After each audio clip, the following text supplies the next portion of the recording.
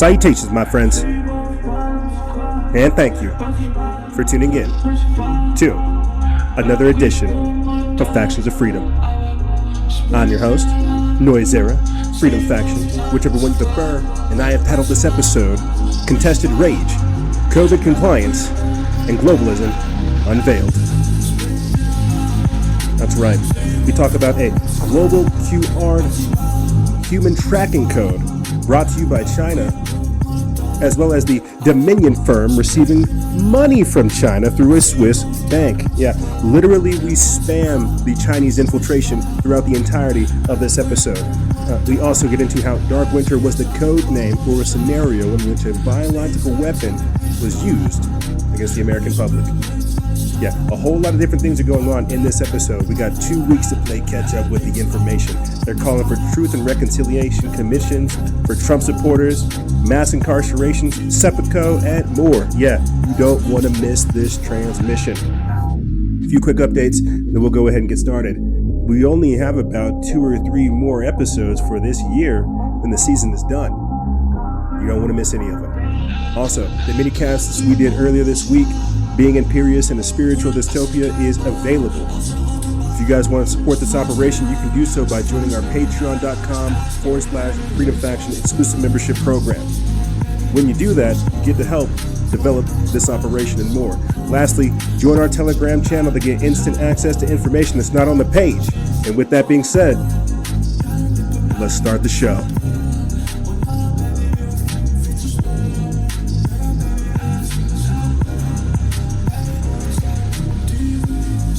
Salutations, my friends, and thank you for tuning in to another edition of Factions of Freedom. I'm your host, Noise Era, Freedom Faction, whichever one you prefer, and this is show number 1040, Season 10, Episode 40. You know, we only have so many more episodes for this year, gang, because but we just passed Thanksgiving. I hope you guys had a wonderful Thanksgiving or happy Indigenous Peoples Day. But we're running up on both Christmas and New Year's. I think we have maybe 2 or 3 more episodes left in this season, and then we're done. It's kind of crazy, right? I mean, we'll do Instagram Lives, IG Crew Day, Tuesday with the crew. But for the most part, this season is going to be wrapped up here shortly. Crazy, right? I'll try to figure out something special for you guys with all the other things that we are doing. And I mean that because we have had a little bit of a boom, not really, but a little bit of growth in our listenership, in our audience.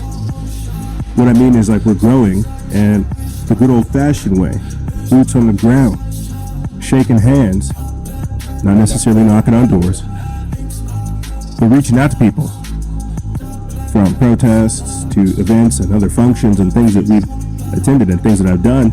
We have a natural growth boom, and I think that's pretty cool. That's pretty cool. So welcome to the Faction of Freedom. Welcome to Freedom Faction.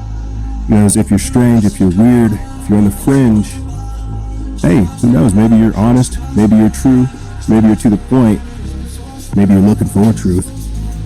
Welcome.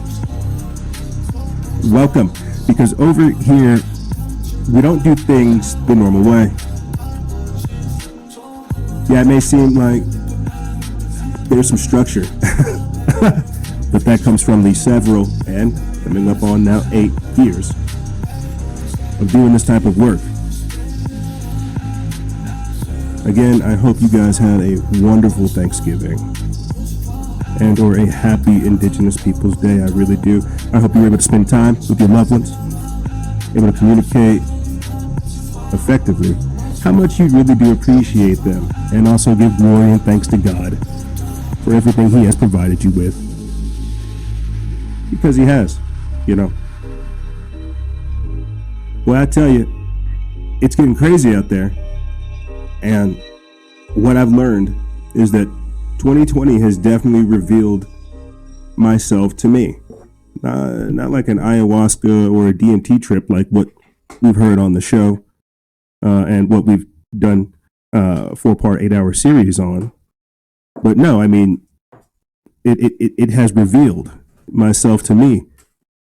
And I was trying to explain that to somebody last night, and I was like, no, man, like, what I'm trying to say is we talked a lot about it, the violation of the social contract, right? People no longer being civil or respectful. Humility, right? The social contract's been thrown right out the window. And so I don't want to say that, like, well, if they violated the social contract, I should too. What I'm trying to say is 2020 has revealed myself to me. I'm not saying I was being, tricky or deceptive or manipulative with myself, but it was like I wasn't being entirely honest. And I don't even think that's like the right word. Authentic, true. I'm not sure what the word would be, but something happened in 2020 to a lot of people to where it revealed themselves to themselves. And I guess I'm grateful to be I'm grateful to have a platform where we cover these type of things in this capacity, because my God, it's been a tumultuous year. And so I'll say it a third time. I hope you had a happy Thanksgiving and a wonderful Indigenous Peoples Day. And if anything, that you came together with family. That's the most important part. I hope that happened. And I hope you were able to spend it appropriately, because these days are not easy. Jesus. And being with your loved ones really is important. And if you don't have loved ones, I'm glad that you were able to listen to us say, hey, you're appreciated. You are respected. You are loved. It may not seem like it, but there are people that want the best for you, even if you can't see it for yourself. And a lot of us have been in that position. I'll say this and I'll start getting into the topics for this week's episode. I said that earlier this week, that a lot of people are so used to toxic masculinity, right? Thugs, rogues, vagabonds, the dark knights, grimy people, Johnny Depp. I'm not saying Johnny Depp is like toxic masculinity, but I'm just saying like the bad boy image, right? That archetype, that somebody that displays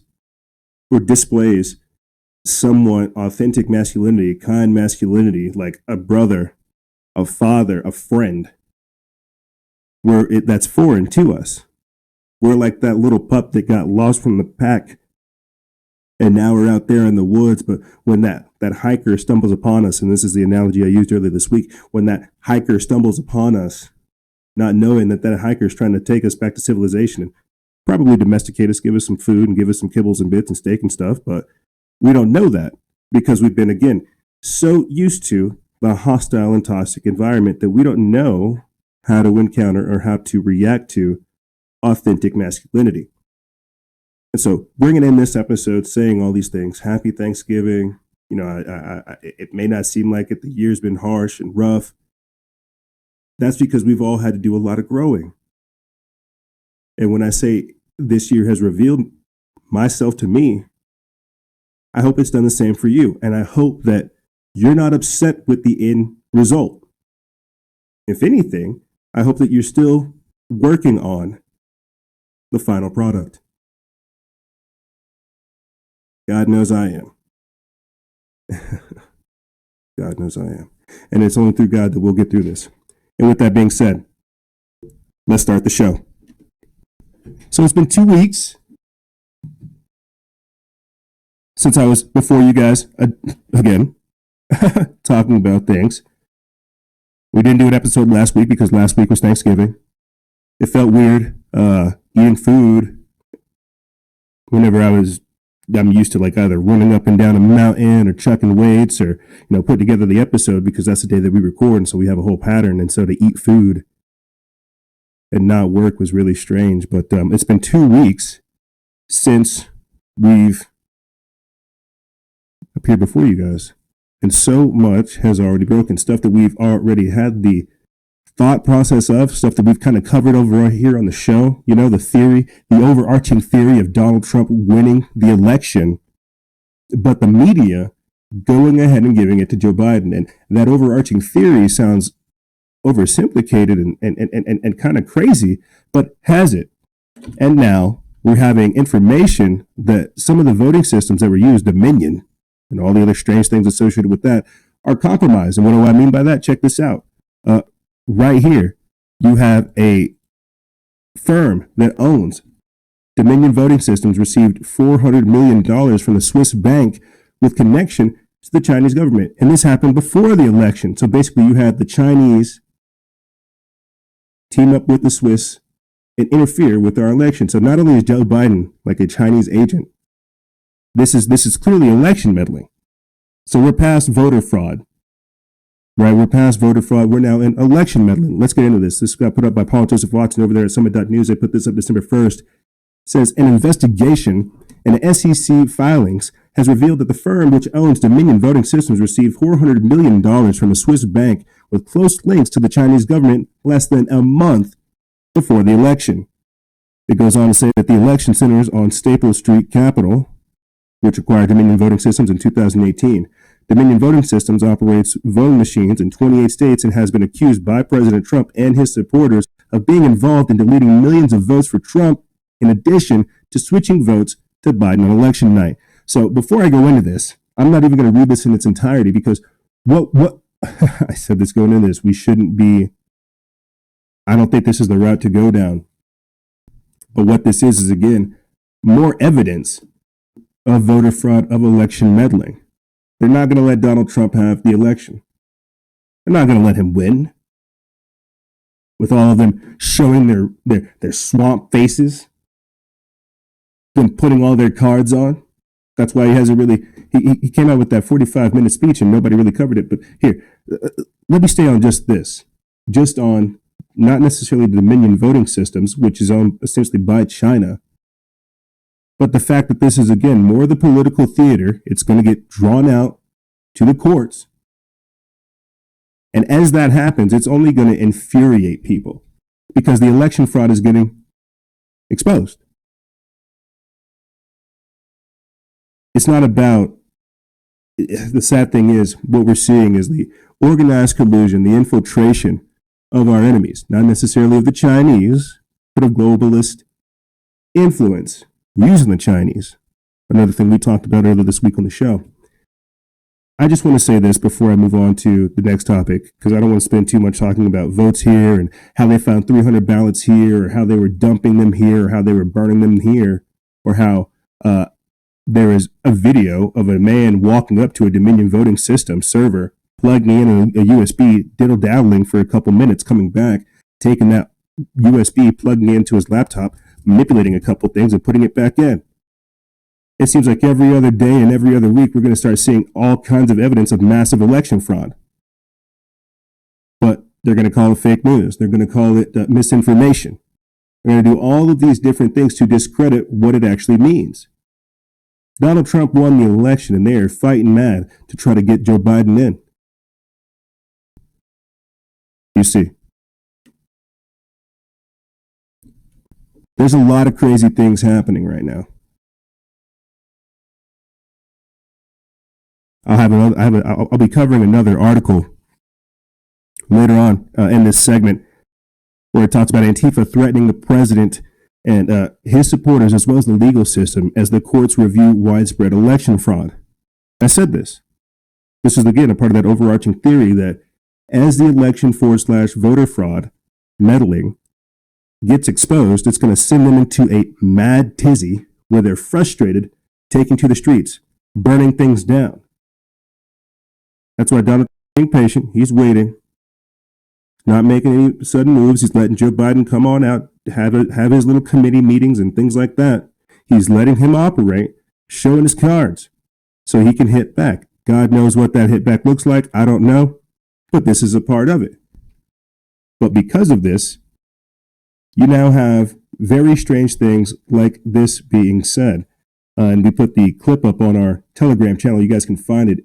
It's of the pro-Trump lawyer Lynn Wood with Sidney Powell at a Stop the Steal rally, getting people excited. He says, this is 1776 in America, saying we will not let them steal this vote.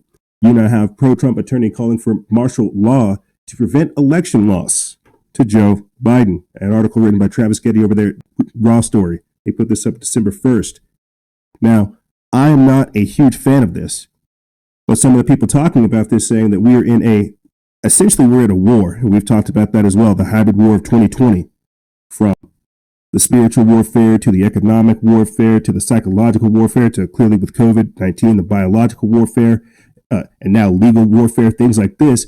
You have people like President Trump's attorney, or this attorney that supports President Trump, Lynn Wood, saying that he should declare martial law to hold a new election.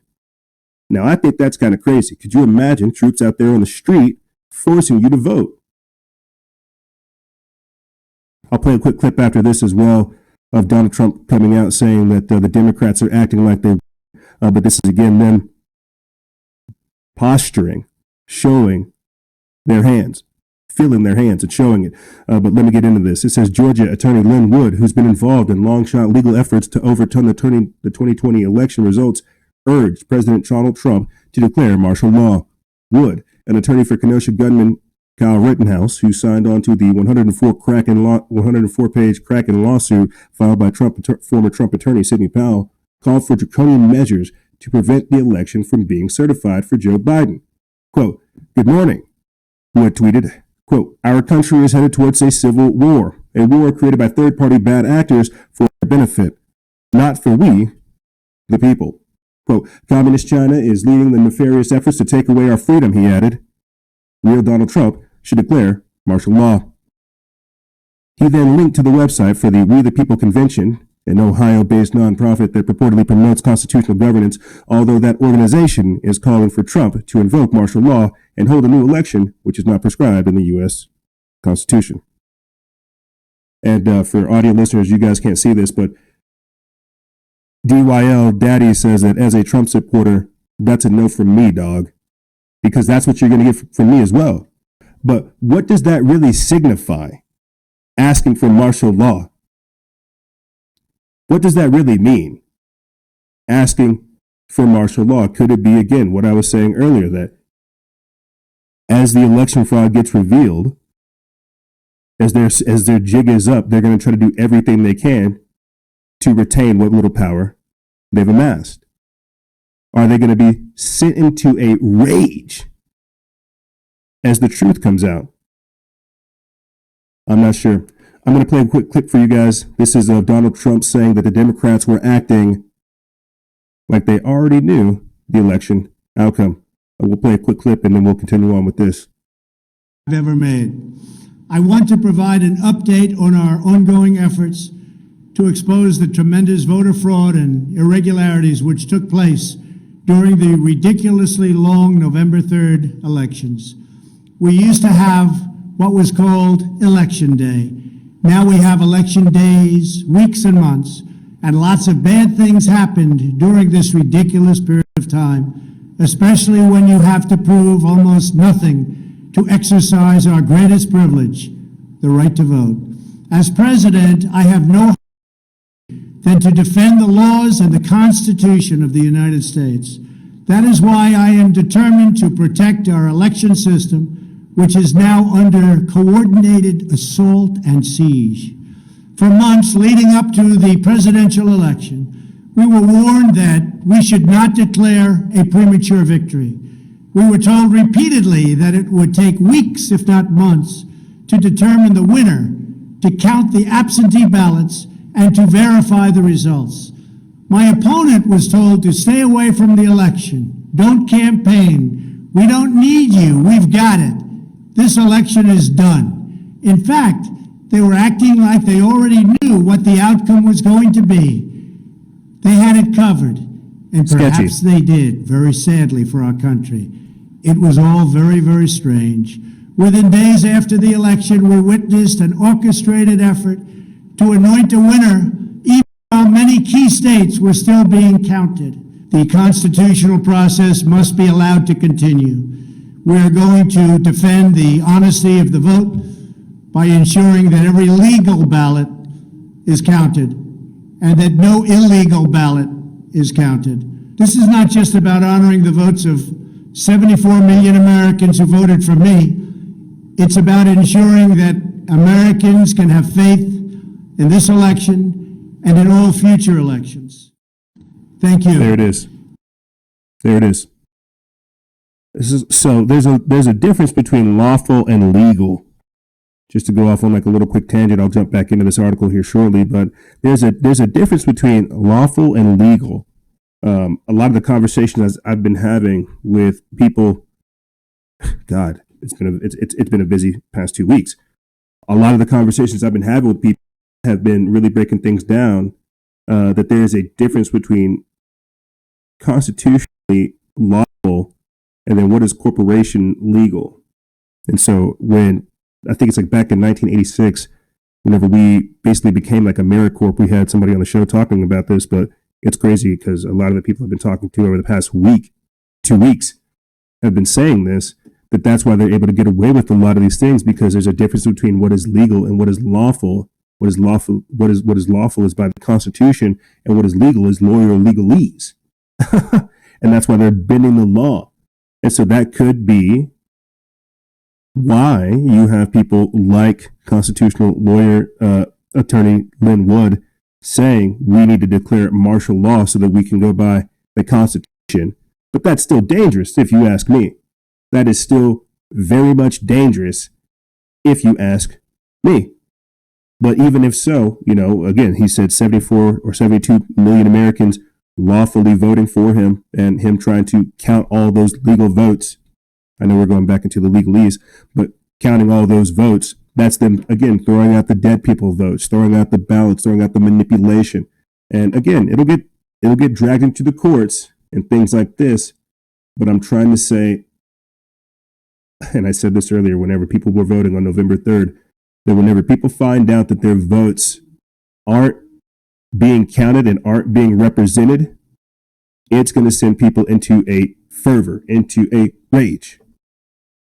And now you have Antifa threatening the president, his supporters, and the legal systems as courts review widespread election fraud. This is an article by Lance D. Johnson over there at DC Clothesline. They put this up December 1st. It says the Electoral College, the state legislators, and the Supreme Court are heading into uncharted territory as the 2020 presidential election turns up more voter fraud by the day, which includes remote election software interference, cyber warfare, restricted transparency, election official coercion, ballot harvesting, ID fraud, and mail-in ballot fraud, all evidenced by statistical anomalies, data analysis, affidavits, and witness testimony. As President Donald Trump and a consortium of legal professionals work toward election integrity, the left-wing domestic terrorists are taking to social media to threaten violence on the president and his supporters, who are nobly working the legal and constitutional process of electing the next president. On Twitter, alleged Antifa leader Adam Rahuba threatened President Trump, saying, quote, "If you do not concede by Sunday at noon, we will begin to block roads in conservative areas. Your supporters will not be able to work or to the grocery store to feed their families. We are armed, and we will retaliate to attempts at vehicular manslaughter."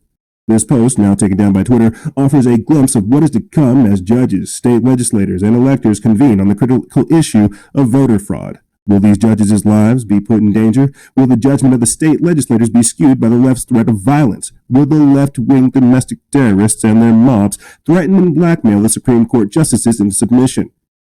The threats towards the legal process are so great, anyone in a position to make crucial decisions on the election could be considered under duress. And I would definitely have to agree with that statement. I think that's why when it gets drawn out into the courts, that's when we're going to see a lot of the action. Right now, we're seeing all this stuff come out. Right now, we're seeing all the fraud bubble to the surface. But as it comes out, you're going to see judges getting killed. You're going to see people being threatened because they don't want the truth coming out. It truly is that simple. But here, let's get back into this article. It says Antifa and their army of supporters have gotten away with intimidation, attacks on law enforcement, property destruction, and violence towards innocent people all year long, as Democrats in positions of power have sided with and supported Antifa and Black Lives Matter destruction. Remember, Candidate Joe Biden said in a national televised debate that Antifa is just a harmless idea. They're harmless. And we played the clips for you guys where they're having their whole shut down DC Zoom meeting. Right now they're in hibernation. They're coordinating. That's why there's some monumental stuff happening that unfortunately we don't have the articles to present to you guys and really get into depth about. Like the sophistication of what we're covering sometimes is so crazy that we have to use articles to go off of that. But let me get back into this. Remember that presidential candidate Joe Biden, not president-elect, but Joe Biden, said that Antifa was just an idea. When the election was taking place on November 3rd, business in major cities was boarded up their windows and doors in anticipation that the left-wing mobs would pillage through the city and take what they wanted. How much of the election fraud was caused by bribes, blackmails, and threats that could have been directed specifically towards Democrat election officials in the inner cities? As courts act under duress and rule against the Democrats' voter fraud, the left-wing armies will rise up again. Not getting their way, these domestic terrorists plan to take their violence to the next level and physically assault anyone waving a Trump flag. These terrorists will attack any vehicles sporting Trump bumper stickers. The left's flimsy war is coming to America. The good news is that the president is 3 steps ahead of the traitors and their flimsy armies. This war is a national security issue. It goes on to say that Trump has already positioned special forces and National Guard to prepare for insurrection as the integrity of the 2020 election system is hammered out by courts.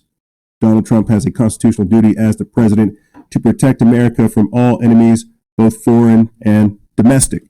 And I think everyone can see right now that we are experiencing domestic insurrection, domestic chaos. From foreign elements, though, I'll have to say, because you definitely have people, and we'll get into this later on, with China. You have people that have been bought off. I'm not talking about Hunter Biden's cokehead. I'm not talking about his pedophilic father either. But you have people that have been bought off by Chinese and foreign other interests. We have foreign elements working here, no doubt. It isn't just George Soros, but other people who have given in. And now, because again, this is Antifa threatening people. Here's a perfect example of it. You have the Daily Beast vowing total humiliation, incarceration, and mass suicide for all Trump supporters. Now, what's crazy is this theme of threatening Trump supporters online after they've been kicked off. People being radicalized online and then making death threats has definitely escalated. I didn't get the articles up here for you guys, but I definitely have the headlines. 2 weeks ago, we covered it on the show. Leftists had proposed a re-education camp, firing squads, and banning talk radio to deprogram Trump supporters. And then on November 10th, Alexandria Ocasio-Cortez demanded a list of Trump supporters so that they could be held accountable, quote, for their behavior. Now, what the hell does that mean? We're talking lists. We're talking re-education camps, firing squads, right? Deprogramming people. And now we're saying humiliation, incarceration, and mass suicide. This is kind of crazy. So this is what happens whenever you begin to gaslight people and have media greenlighting a certain type of behavior and then no accountability being met. And so I could see why, again, you have people like Attorney Lynn Wood saying, hey, maybe we need martial law for a new election because people are going to go and vote Trump. But you're going to have these mobs, these pockets of agitators and not anarchists. They're going to be fake anarchists, radicals and extremists. You're going to have all these mobs of people who are going to see this going on, thinking they won, and they're going to try to shut it down. Here, let me get into this article. We put this up December 2nd. It comes from Nima Harris over there at News Punch. It says, Daily Beast vows total humiliation, incarceration, and mass suicide for all Trump supporters. It says Daily Beast editor-at-large Rick Wilson has called for the total humiliation, incarceration, and ritualistic suicide for all Trump supporters in a disgusting new column. In his piece for the far-left outlet, Wilson declared, quote, only exposure, pain, and humiliation, and inshallah, which is incarceration, will lead to the moment of reckoning for the GOP. Unsurprisingly, Wilson, a key advisor to the Lincoln Project, which was suspended recently on Twitter for doxing Republican lawyers. JonathanTurley.org reports that his column captures a level of hateful rhetoric fueled by the Lincoln Project, which is funded by thousands of lawyers despite its attacks on fellow members of the bar for their representation. Quote, remember, the Trump GOP is shorn of an ideological and philosophical pretense, and even when Trump leaves office, it's not over. His cultists' reign of terror will shape elected GOP members as long as he and his foul spawn walk the earth unpunished. Only exposure, pain, humiliation, and inshallah, incarceration will lead to a moment of reckoning for the GOP. It should start at the top and work down from there. Wilson notes that he is not interested in the reconciliation part of Truth and Reconciliation, declaring a hearty F no to the people calling for reconciliation. Inside, he called for the mother effers to consider seppuku, which is ceremonial suicide. Do us all a favor and kill yourself. Just as I recently criticized Trump counsel Joe DeGeneva for his rhetoric about Krebs, I will assume that Wilson is not seriously calling for ritualistic suicides. However, he was clearly calling for retaliation against Trump supporters as the Lincoln Project has carried out in his campaign. Others, like Elie Mystal, the nation's justice correspondent, have called for a, quote, Truth and Reconciliation Committee to investigate all these moral and ethical failures. And that's before we get to the actual statutory crimes potentially committed by Trump, his administration, his enablers, and his family. So think about this. Truth and Reconciliation Committees. Truth and Reconciliation Committees.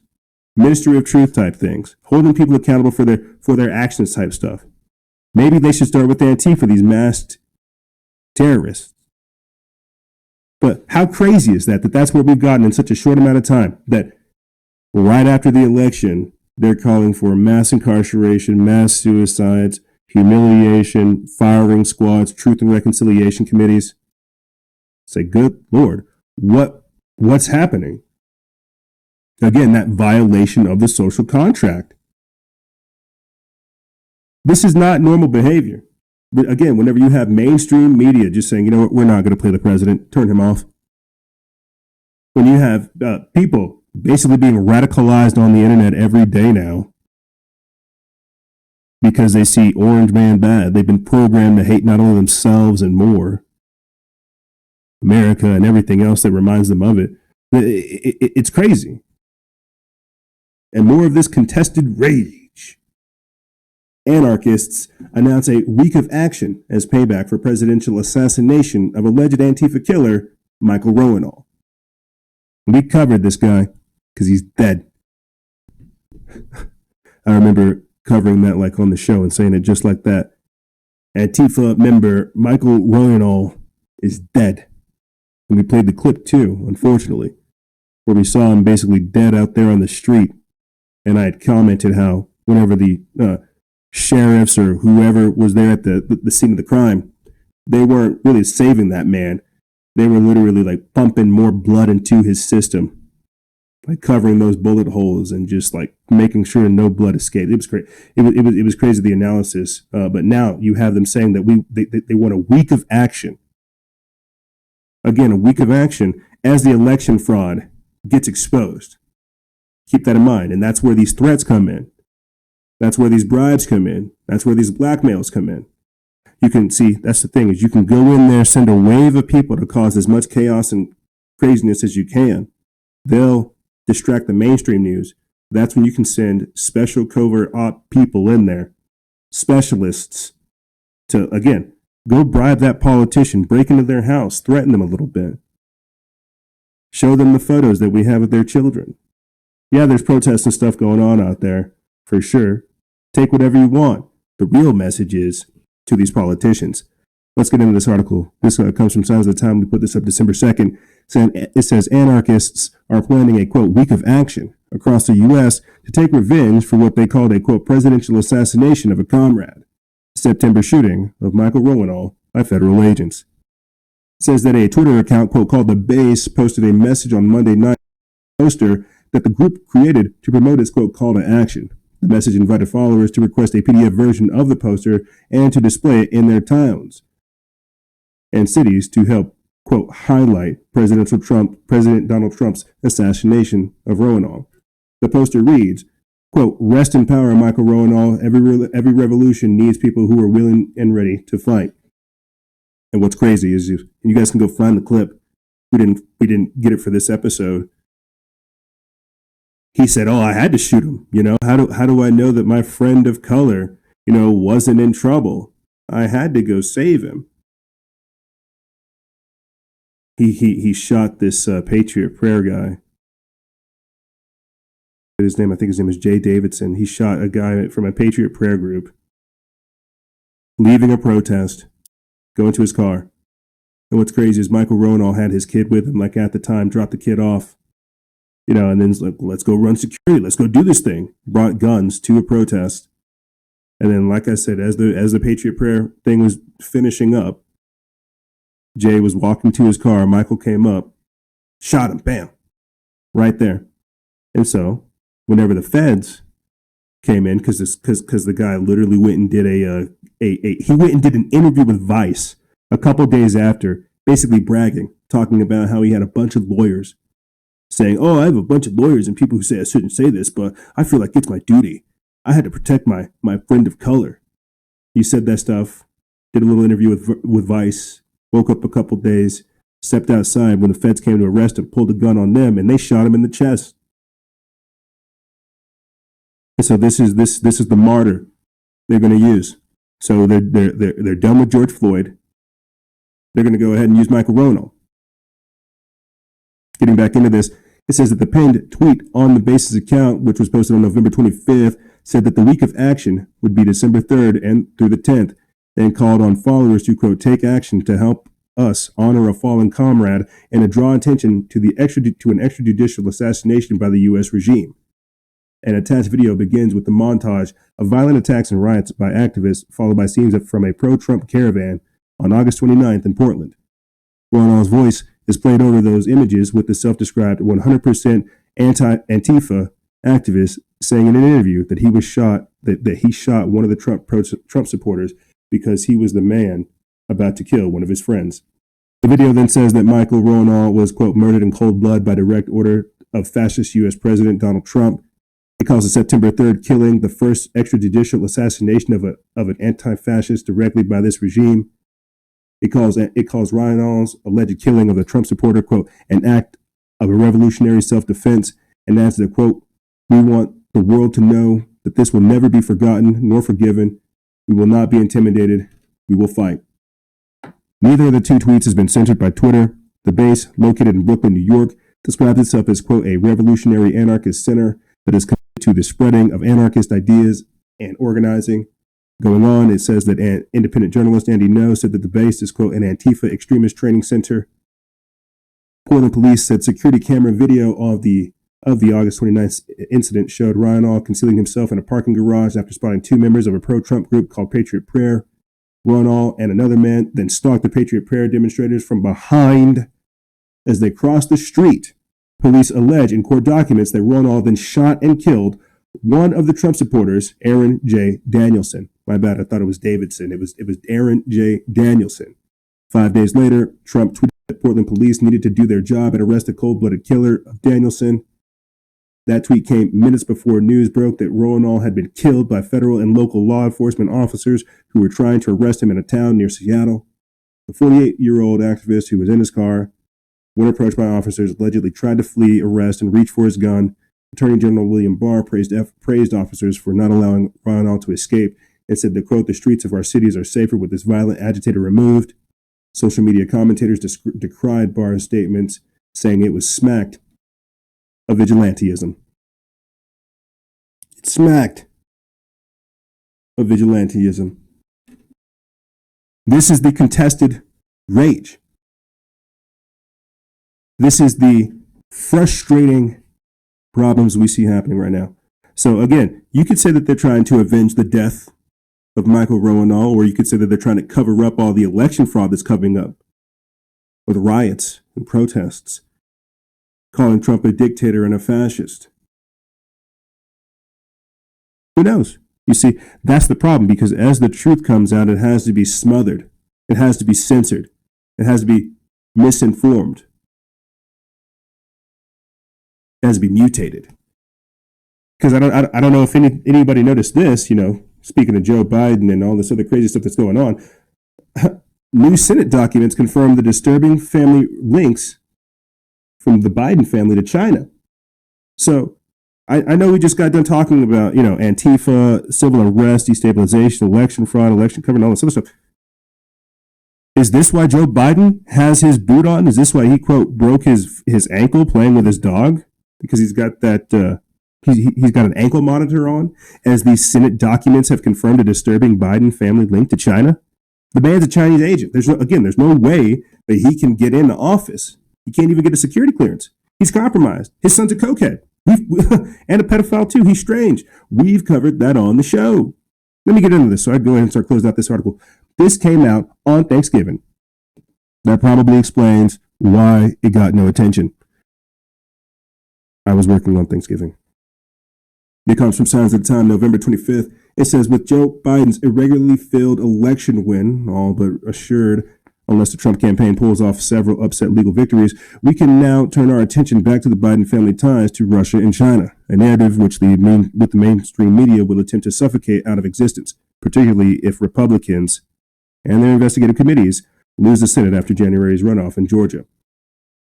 In a supplemental release to a late September Senate report into Hunter Biden's international business dealings, Senator Chuck Grassley and Ron Johnson outlined additional information regarding troubling connections between Hunter Biden's business associates and the Russian government, as well as, quote, millions of dollars transferred from the CCP-linked Chinese entity to a Biden business associate who allegedly leveraged his relationship with the former vice president's family, according to the Washington Examiner. Quote, these new records confirm the connection between the Biden family and the Chinese Communist government, as well as the links between Hunter Biden's business associate and the Russian government, and further support the committee's September 23rd, 2020 report findings that such relationships created counterintelligence and extortion concerns, wrote the senators in a 5-page report, which included 65 pages of evidence.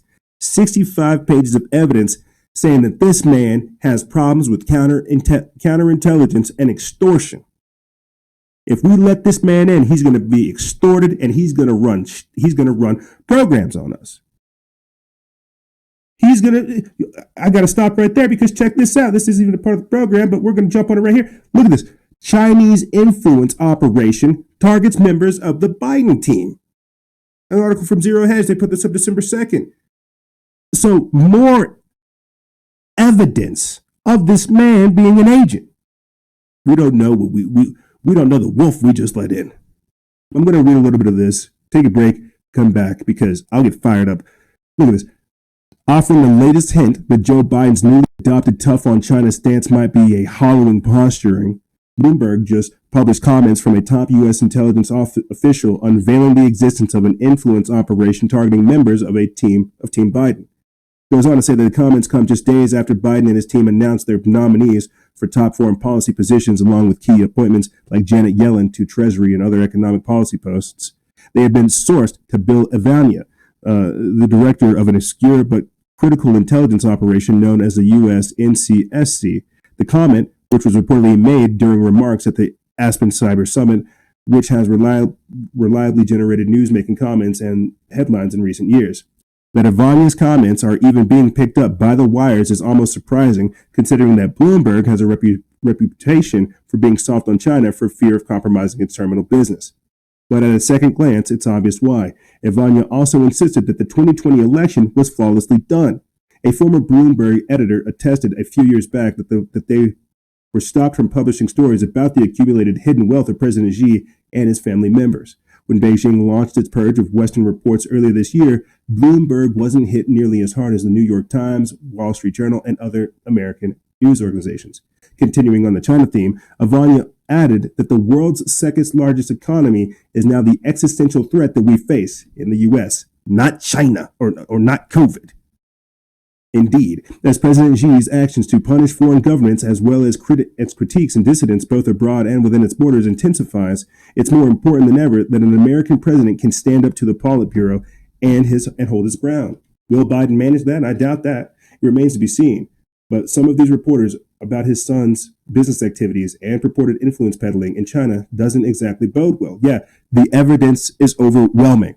If we let this wolf into our house, he will eat everything we have. He's already been bought out. The evidence is overwhelming. It's just, it's crazy. I'll cover more about China in the third segment in Globalism Unveiled. But here it is. And this is, again, just a final article to close out this segment. You cannot, and it comes from Now the End Begins by Jeffrey Greider, you cannot complete the Great Reset until America is placed under United Nations authority. And Joe Biden pledged Tuesday to make that a reality. Joe Biden pledged. He said, I will do it. I'll bend the knee. This man won't run. And I think we all know that as well. He'll be out by April. He has been named as a witness in a criminal case. Again, the evidence is overwhelming. This man's a sellout. We have so many people who were just anti-Trump that they don't know what, again, wolf they let inside their house. Let me read a little bit of this, and I'll close out this segment for you guys. I'm just going to read to you just the news aspect, not the commentary. It says Joe Biden rushes to embrace the UN and burnish globalist ambitions. This comes from Breitbart News. It says, according to a readout of the call, Biden thanked Antonio Gutierrez for his praise and said that he looked forward to a new era of cooperation. Quote, they discussed the need for a strengthened partnership between the United States and the United Nations on on urgent global issues, including combating COVID-19 and building resilience to future public health challenges, confronting the threat of climate change, addressing humanitarian need, advancing sustainable development, upholding peace and security, and resolving conflicts and promoting democracy and human rights, the readout said. You know, I have to say this, and I think I should just save this for the third segment. It's not that I'm like anti-globalism. I don't think that people understand the importance of worrying about what's happening inside of our own borders and how doing all this other stuff outside of the world, outside of the nation, is like what's making us poor. That's a lot of like what globalization is. It's where they, again, lower everybody's expectations, get everybody used to being poor so they can harvest all the resources. It seems like a great and noble thing that these folks are doing, right? Trying to take care of the earth. Trying to take care of you. They want to offer you free healthcare, free education, free housing, free money, free everything. That just means you have to abide by them. You just have to bend the knee. You just have to be the slave. You just have to work the plantation. But that means while working the plantation, oh, don't worry about it. They will manage the resources. They will manage everything else. How much water you get, they'll ration it out to you. So yeah, this is gonna bankrupt us. Because look at how much debt COVID has put us in. If we just sign right back up with the United Nations after not doing anything to boost us economically here, we're going to go into so much debt on top of the debt that we're already in. It's crazy. But I digress. What I'm really trying to say is think about this. And I think to a degree, that's why I'm not necessarily really worried, because it'll get dealt with on the 20th. I'll cover this again, like I said, in the third segment. But this is that contested rage. And like I said before, as the election fraud gets revealed, they're going to be sent into a frothing mad state.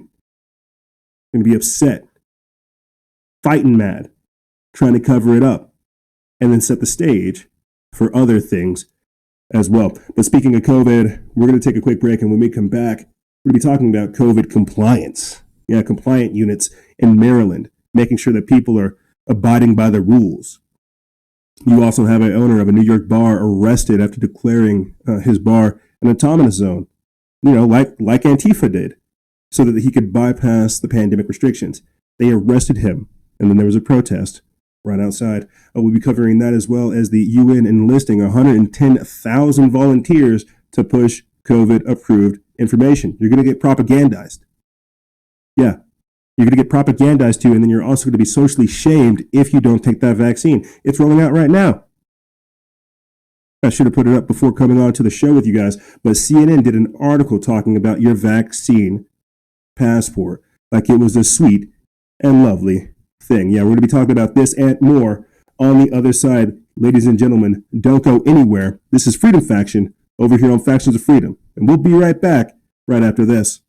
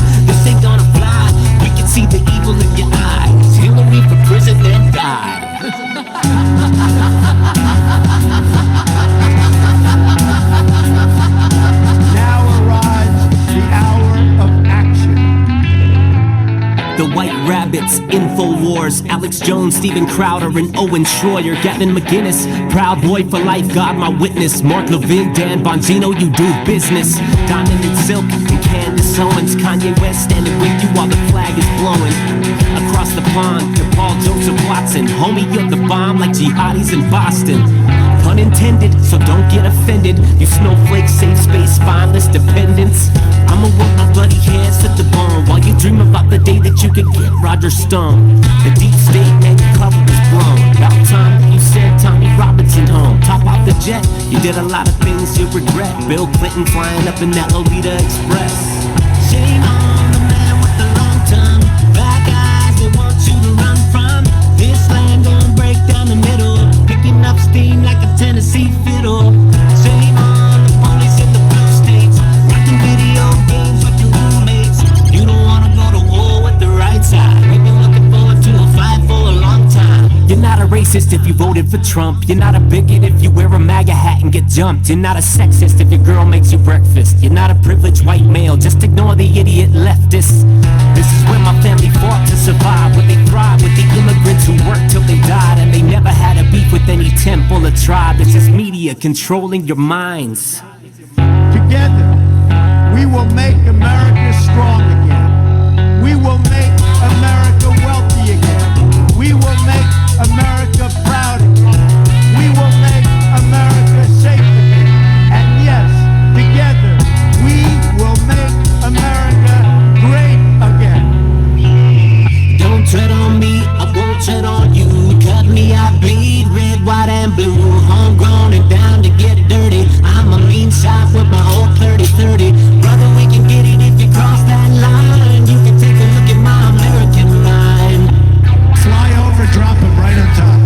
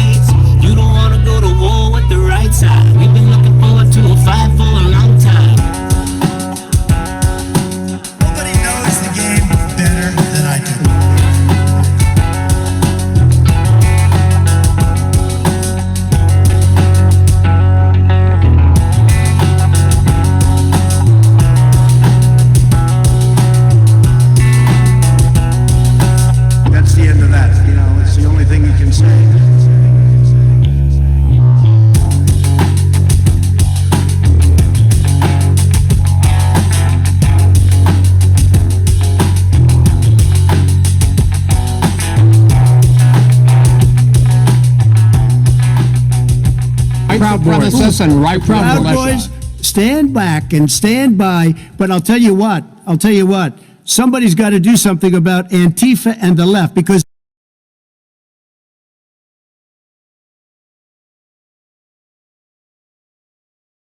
Welcome back. Salutations and welcome back.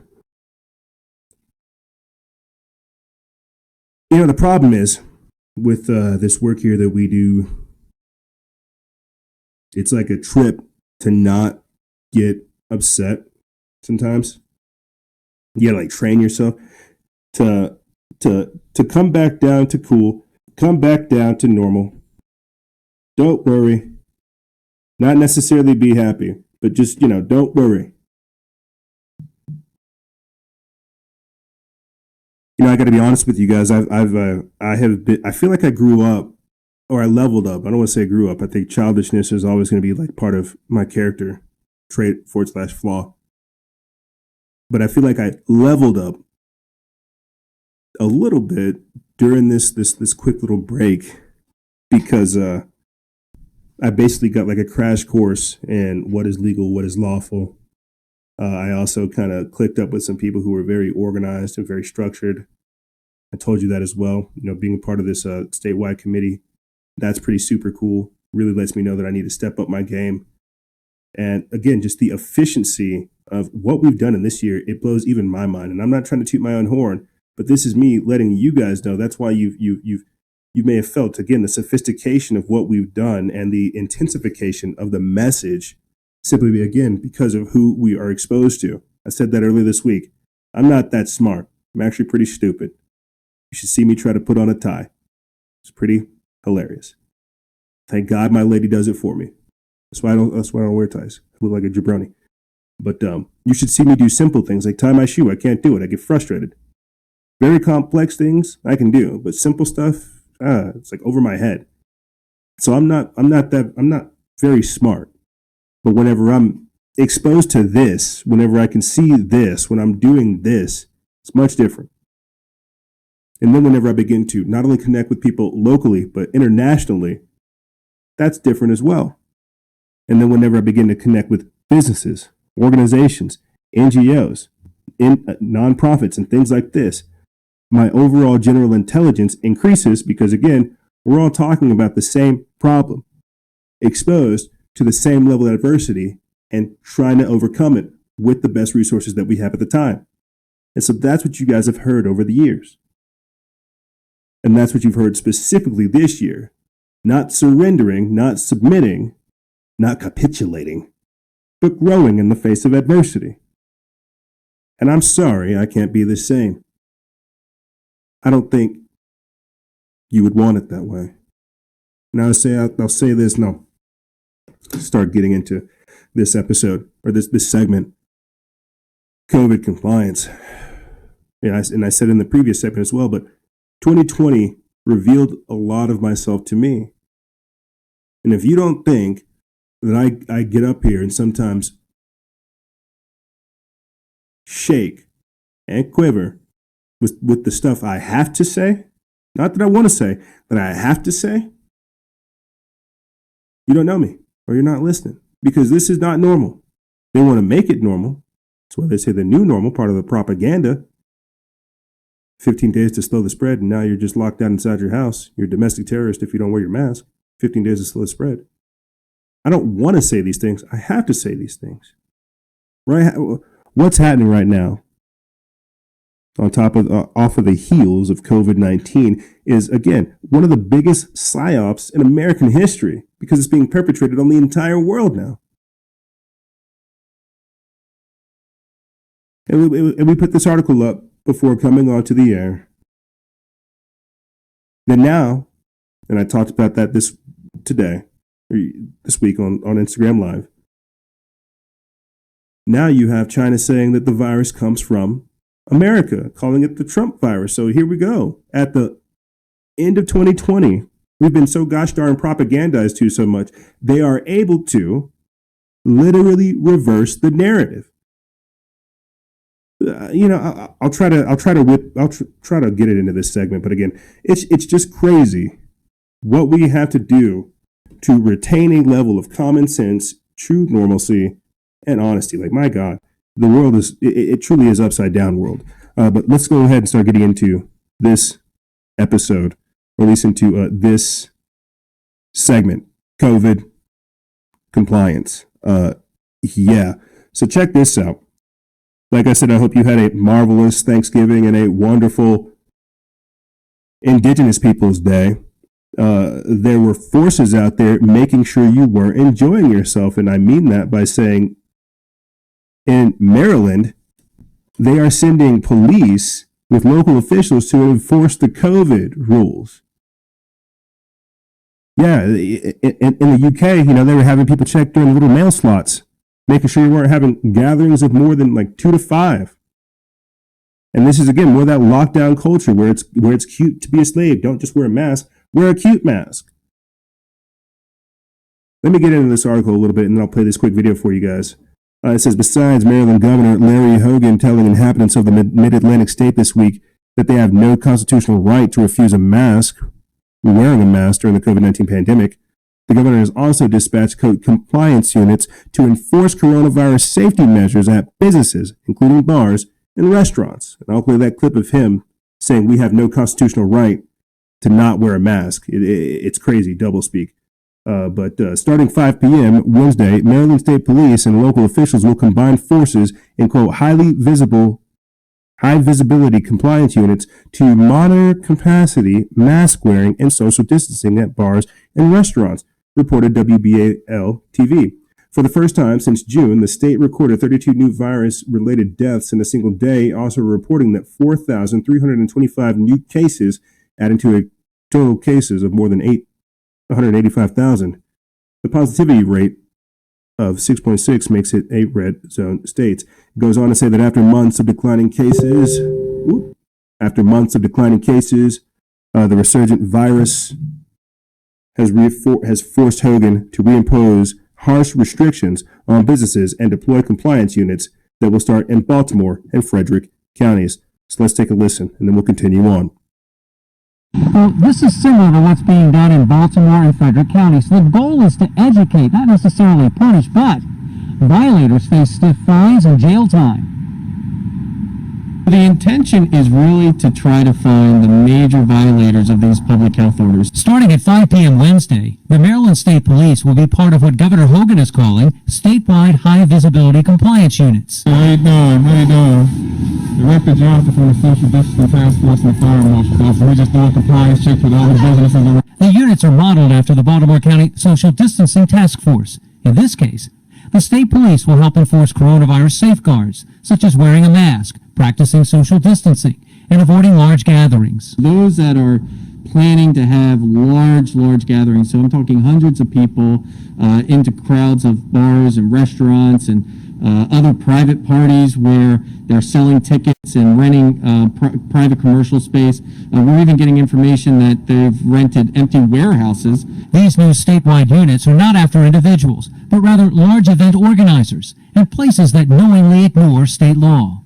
Those in violation face criminal charges that carry a $5,000 fine and possibly 1 year in jail. If somebody is intentionally violating the orders, we're going to give them a written notice that says this is what you have to do if you want to stay open. If that is violated, then the health department will issue a closure order. At that point, the business is required to remain closed until such time that the health department feels that it's safe for them to reopen. Like the Baltimore County unit, the focus isn't charging people and shutting places down. It's about educating, seeing if we can get that business into compliance. So can you have... The state police set up a tip line for information about public safety violations not in progress. That number is 833-979... We don't want to help out those snitches, bruh. We don't want to help out them snitches, bruh. We don't do that here, my dude. Sorry, guy. Sorry, my friend. No. We don't we don't do that here. I'm sorry, we don't do that here. And you shouldn't do that. Because who's to say that some of these groups or some of these people work inside these health code places, they might see They might see like a pro-Biden place and they might be a Trump supporter and say, you know what, we're shutting this place down, or vice versa. But this is a very, very tricky slope, or a slippery slope we found ourselves on. You know, when you literally have them saying who has the right to be official or who has the right to be essential and non-essential, that's kind of crazy. That's kind of crazy, but that's where we're at now.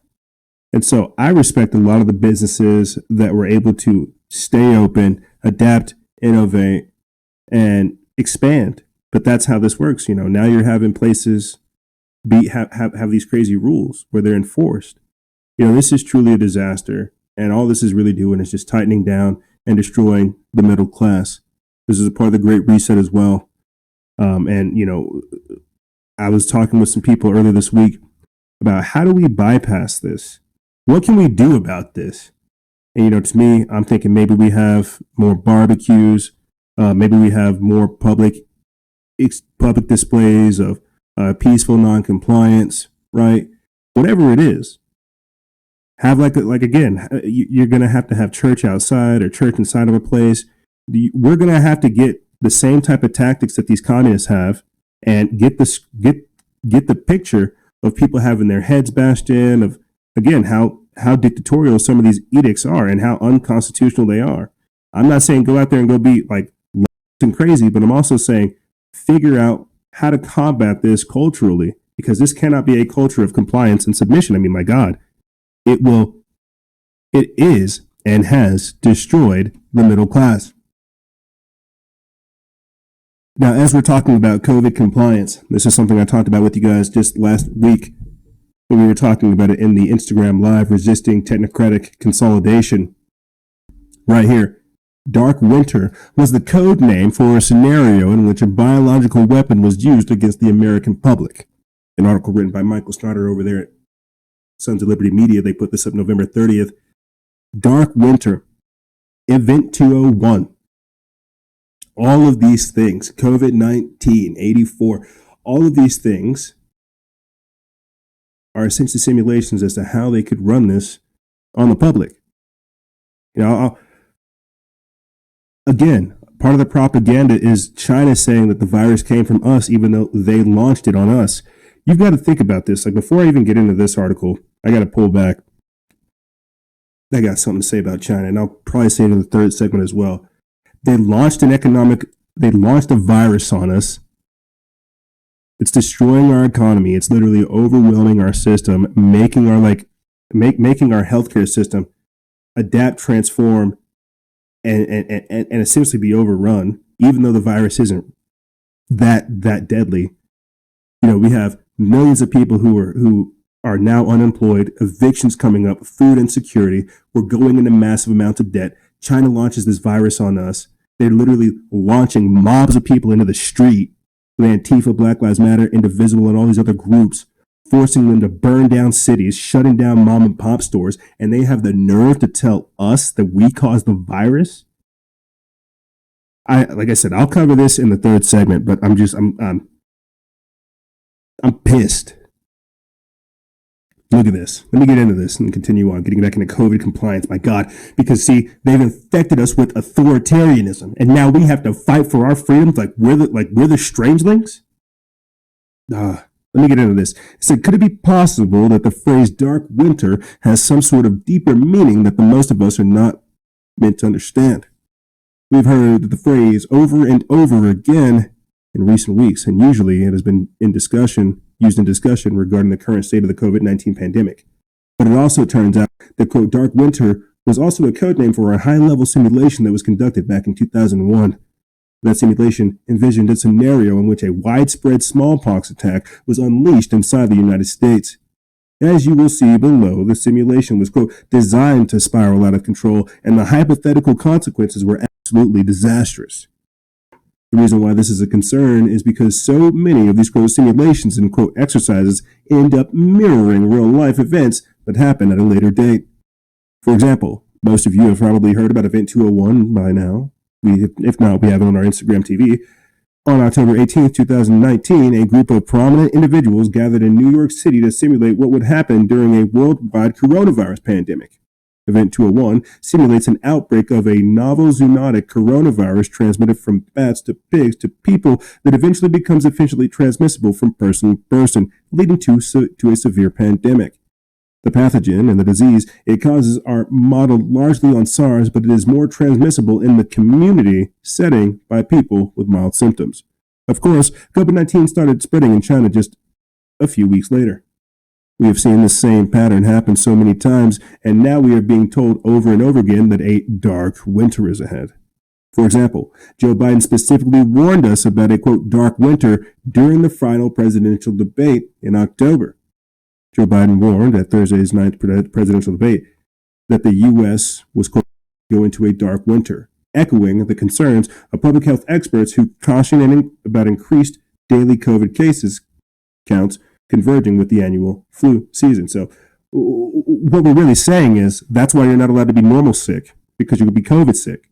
And I covered this just last week as well, that the vaccines are going to hurt folks. Thank God I talked to a local lawyer that understood this. I asked her straight up. I was like, Skarner, what do you think about mandatory vaccination? She's like, I don't agree with them. The vaccines are going to hurt people because we had a whole conversation about that. It's going to hurt people. This is why they're asking for legal for waiving the liability. It's going to hurt people. But now you've got President Obama hopping up there with George Bush and Bill Clinton saying, hey, we'll take the shot. And I can't help but think about, again, how are people not able to discern that this is a part of a massive propaganda experiment? That you're going to have former presidents who get a much different quality of healthcare than you do up there saying, hey, get your shot. And again, we covered this just last week with you guys on resisting technocratic consolidation. We put the articles in the episode link. They're going to do that, saying, hey, get your shot. They're going to propagandize you. They're going to use celebrities, influencers, music stars, because they have access to healthcare that you don't. The sad truth is that we don't. And I don't want to scare people saying, oh, don't take the shot. But I'm also saying, hey, you should be very wary of what's in that shot. From Moderna to the mRNA vaccines to what it's doing. They're saying that you're going to need another shot, I think, in 21 or 27 days. You get your first shot, you wait a couple weeks, you get another shot. And you got to ask yourself, too, with a virus this deadly, is this necessary? Again, some of the best things you can do for this is build your immune system. It truly is crazy to see this happen in real time. So whenever they're talking about a dark winter, what they're really saying is they understand the adverse vaccine reactions. They understand the cross reactions that are going to take place. They understand it because you're injecting somebody with a live virus. But there are so many complications with this. It's crazy. It truly is crazy to me. And then check this out. Because of all of this hysteria, right? People not being able to be regularly sick, some people not getting access to regular health care, things like this. Right here, killing the future. COVID madness will lead to 500,000 fewer births in the U.S. in 2021. Analysts say that this will have a long and profound impact on the economy for many years to come. So the climate change advocates have won again. The birth strikers have won again with COVID. They have stopped us successfully from having kids. They have terrified people.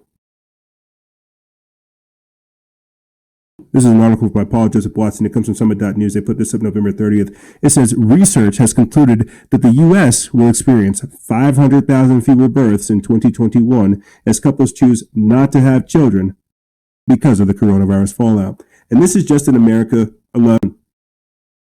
Who's not to say in other countries it's not the same? In places like the UK, places like Australia. I bet China's having kids. I bet they're about to get rid of their one-child policy. They're open for business. But we're told, no, you don't get to have kids. You don't get to have a life. You don't get to even have gas-powered cars because of Agenda 2030. You Americans and your lifestyle, you are so detrimental. you feel the shame coming down on us?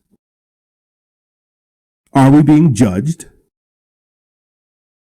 I wonder how we will respond. Continuing on, it says the findings by the Brookings Institute were published last week in the Wall Street Journal, which noted that there will be, quote, between 300,000 to 500,000 fewer births in the U.S. next year compared with a drop of 440,000 last year.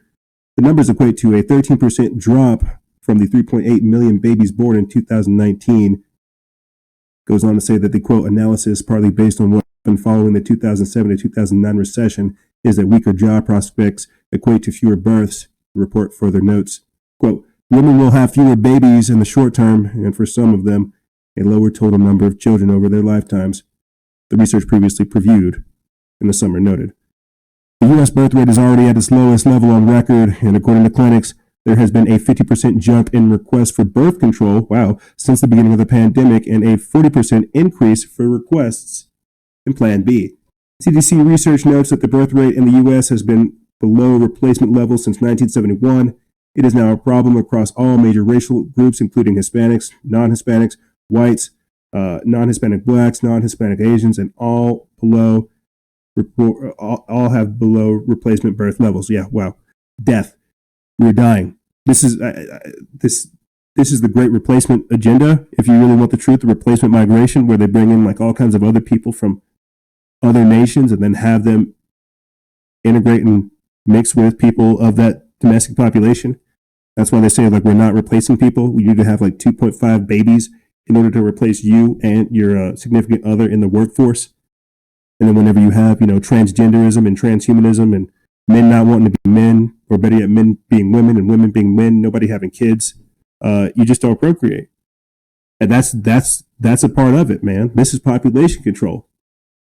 I know people don't want to hear these things, but you can turn on CNN and hear everything is great. Let me get back into this. This is a recent survey from the Guttemacher Institute discovered that 34% of women able to have babies in the U.S. have made a decision to either delay having a child or just to have fewer children because of COVID-19. Analysts say that this will have a long and profound impact on the economy for many years to come, as the U.S. could be falling into a so-called fertility trap where there are fewer women around to have babies, resulting in smaller families and lower population growth, reducing economic growth. So again, on this tip, thinking about it from like an economic point of view, this virus gets released. It attacks people in the lungs and the upper respiratory tracts.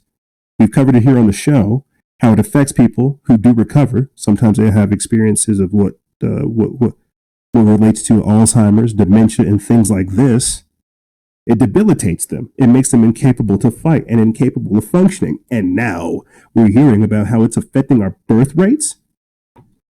This is what I mean by warfare. These are the casualties of war. This is the casualty of war, my friends.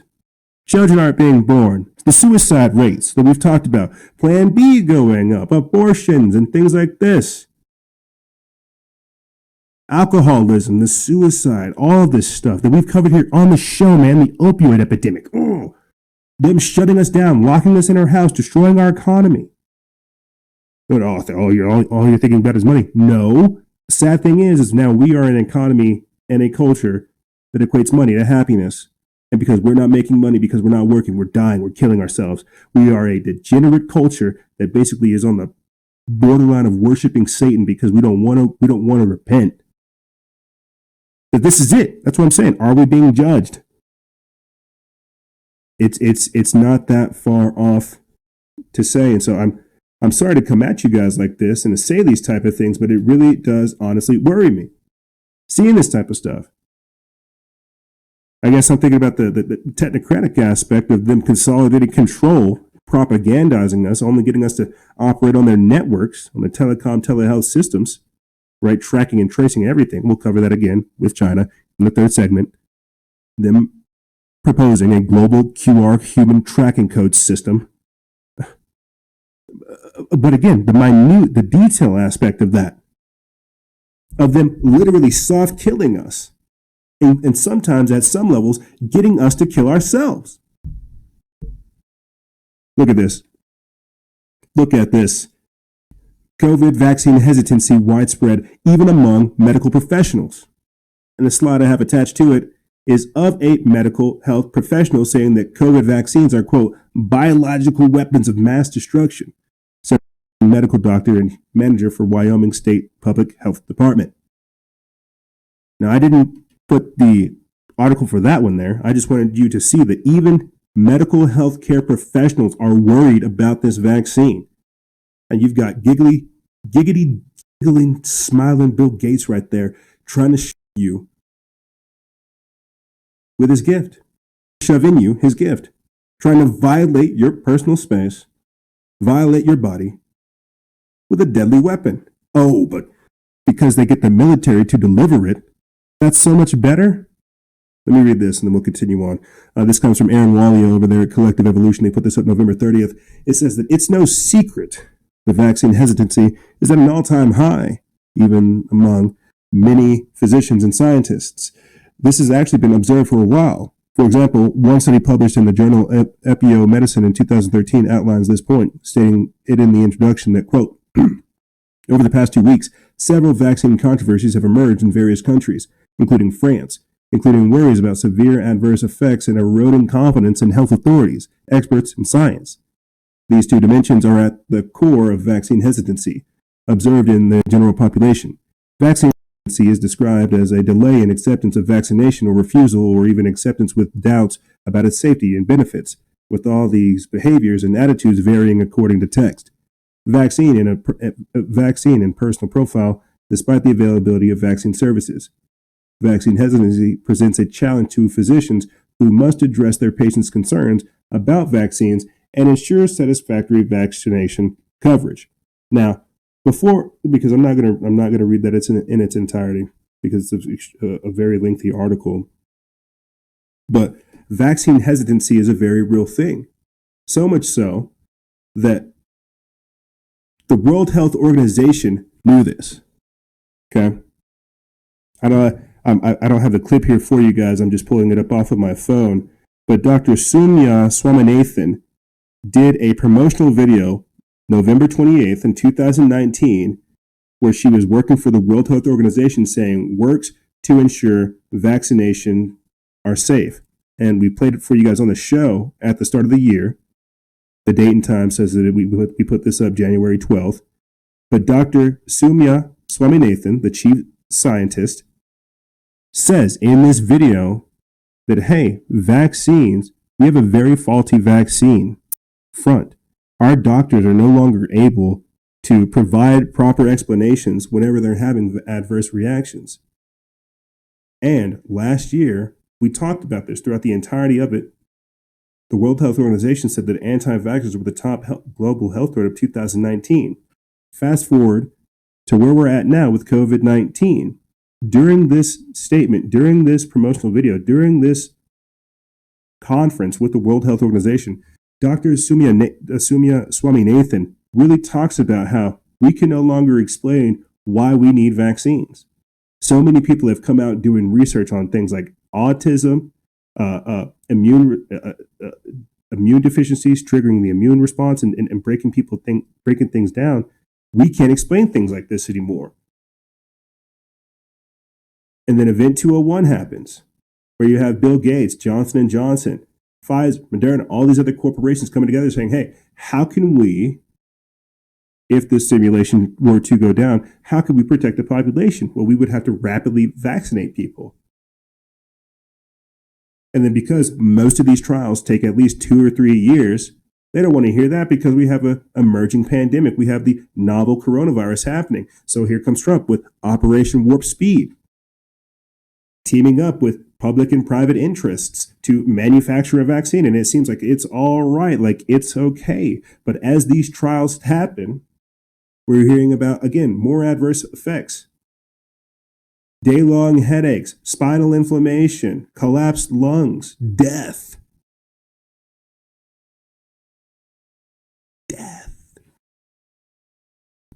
So yeah, COVID vaccine hesitancy is widespread even among professionals because they're not stupid. They're not fools. They can see, they have probably the same access, if not more so. They don't go to just WebMD. They're not fools. They get that they're being propagandized to. Whenever we are seeing doctors, scientists, and nurses being systematically censored off of social media, their voices silenced for simply speaking the truth, heck yeah, they're going to be a little bit hesitant. So Obama, Bush, and Clinton hopping up there acting like they're relevant is not going to fly. This is why you have the United Nations enlisting 110,000 volunteers to push COVID-19 approved information online. I'm not one, if you guys want to know, and I talked about this too. This is a part of the Operation Dark Winter that Joe Biden talks about, using celebrities and influencers and music stars to promote the propaganda. And now we have Barack Obama, Bill Clinton, and George Bush saying, hey, we'll get a vaccine on live TV. This article comes from Michael T. Snyder over there in the Most Important News. They put this up November 30th. It says that the United Nations has announced that it has partnered with the World Economic Forum, the leader of the Great Reset, to promote a campaign to control COVID-19 related discussions on social media. In an interview for a World Economic Forum podcast, the UN Communications Director Melissa Fleming highlighted the UN's, quote, Pledge to Pause initiative. Hashtag Pledge to Pause, which the UN calls the first global behavior change campaign on misinformation, was launched last month in collaboration with multiple NGOs backed by George Soros and big tech companies. The program seeks to, quote, mobilize experts and researchers, governments, influencers, civil society, businesses, regulators, and the media to stop what the UN deems to be, quote, wrong information regarding COVID-19. It ultimately aims to reach a global audience of 1 billion, the UN said. Think about this. A global audience of 1 billion people pledging to pause. Now, because we have new listeners, you guys didn't, new listeners, whenever the pandemic first started, there was the one government, it's like the One World Stay at Home TV show or something or rather. It had like Stephen Colbert, Jimmy Kimmel, and Jimmy Fallon, and, you know, Satanists, Hollywood puppets like Lady Gaga, you know, wannabe relevant people like I was going to say Kurt Cobain, but it was other people. They had all the puppets there. It was all to propagandize people to stay at home.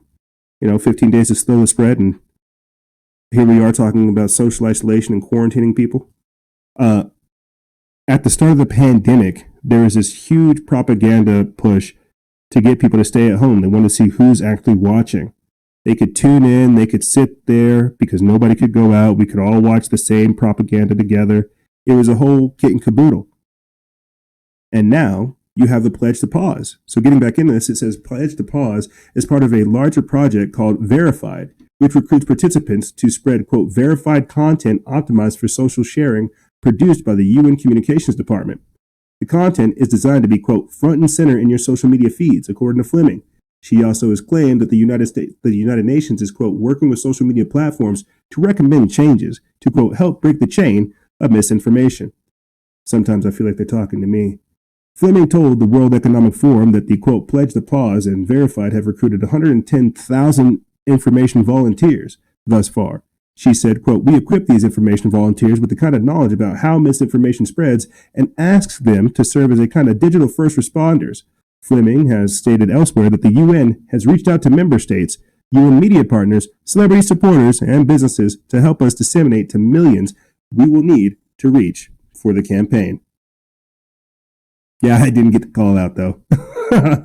I feel like they're talking to me, but I didn't get the reach out. Yeah, because I'm not about that. I'm not going to lie to you, but these people will. They get paid to lie to you. They get paid to lie to you. That's what you basically heard me say. The UN is paying people to lie to you to combat information that they don't deem as authoritative or verified. My bad. The word they use is verified. You see, because that's how it works. This is an information war. Shout out to Alex Jones. This is an info war. You think I'm playing? No, I'm serious. Check this out. UK, the United Kingdom, has developed a PSYOP information war soldier to silence COVID vaccine skeptics. So basically what I heard, or what I just talked to you guys about with the UN, the UK is doing it on a smaller scale. No doubt. This article comes from Nima Harris. They put this up December 2nd over there at News Punch. It says that the British government has deployed an elite information warfare PSYOP military unit to combat COVID vaccine skeptics and interrupt their propaganda content online, according to the Sunday Times. The report says that the unit is normally used to target Al-Qaeda and Taliban terrorists, but will now be turned on British citizens who dare to question the safety of the COVID vaccination. So that's crazy. And to our shout out to our UK audience that does listen, because you're going to get propagandized to, and you've got to be on the lookout, right?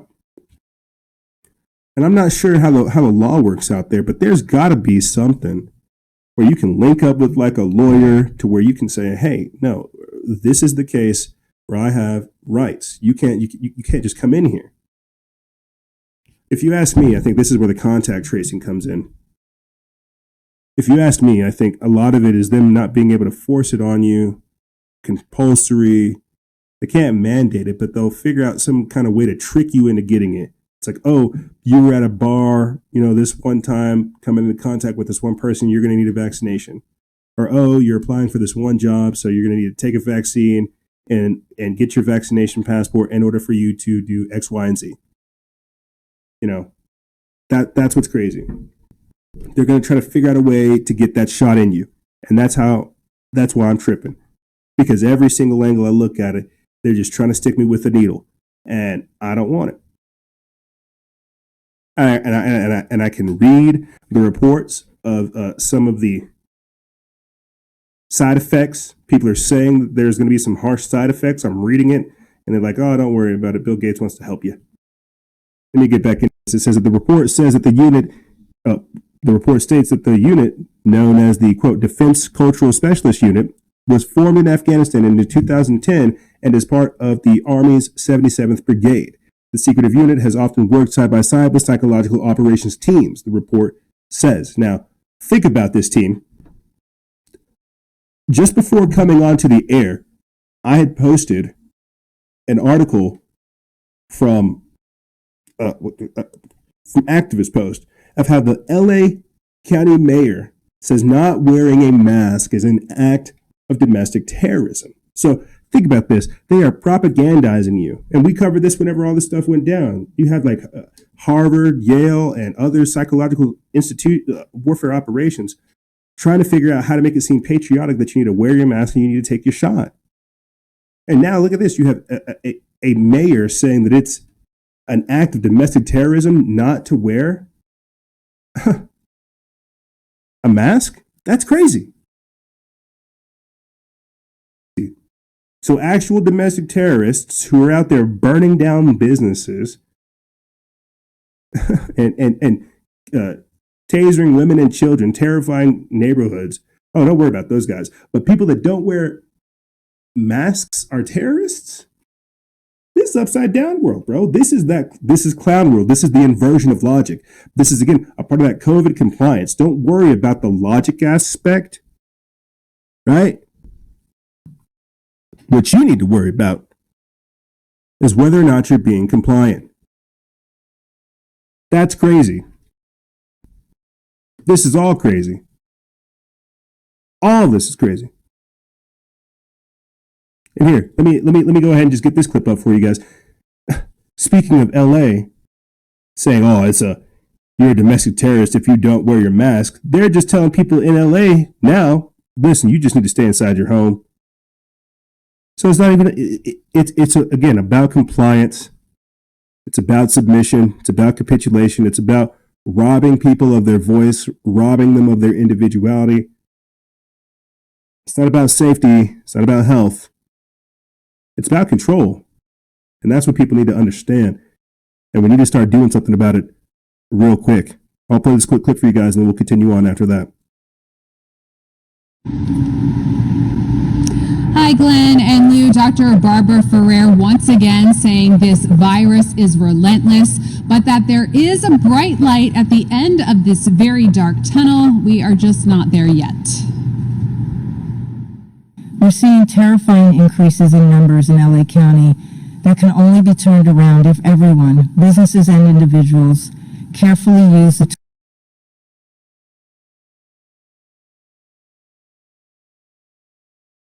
Oh, okay. It's, I guess, buffering or loading. tools we have to slow the spread. Dr. Barbara Ferrer reporting this afternoon nearly 6,000 new coronavirus cases in LA County. While still a high amount, it's 1,500 less than yesterday, which the public health director said was the worst day so far in the pandemic. Deaths also decreased slightly to 40 people, but the test positivity rate remains at 12%. And Ferrer stressed once again how the poor Hispanic community is being hit the hardest by the virus. She also said California's strict protocols are paying off. If you still doubt that the science is solid, take a look at what's happening in states where there are no requirements or controls. Unfortunately, these states are experiencing surges in case rates that dwarf states with tight control measures. For example, in North Dakota, there are 10,000 cases per 100,000 people. In Iowa, it's more than 7,000, while here in California, it's 3,000 cases per 100,000 people. Still, Governor Newsom is warning of another stay-at-home order like we had in March, due to the prediction that state ICU beds will run out by Christmas Eve. And locally, if Thanksgiving gatherings caused the recent spike, officials expect a 2 to 3 week lag time on COVID hospitalizations and deaths, at a time when hospitals are already approaching capacity. So please wear your mask and social distance. We do have a choice to make, each one of us. Do we want to be part of the solution to this horrifying surge, or do we want to be the problem? I'm the problem. Because where you fall in this effort now has a life or death consequence. I heard.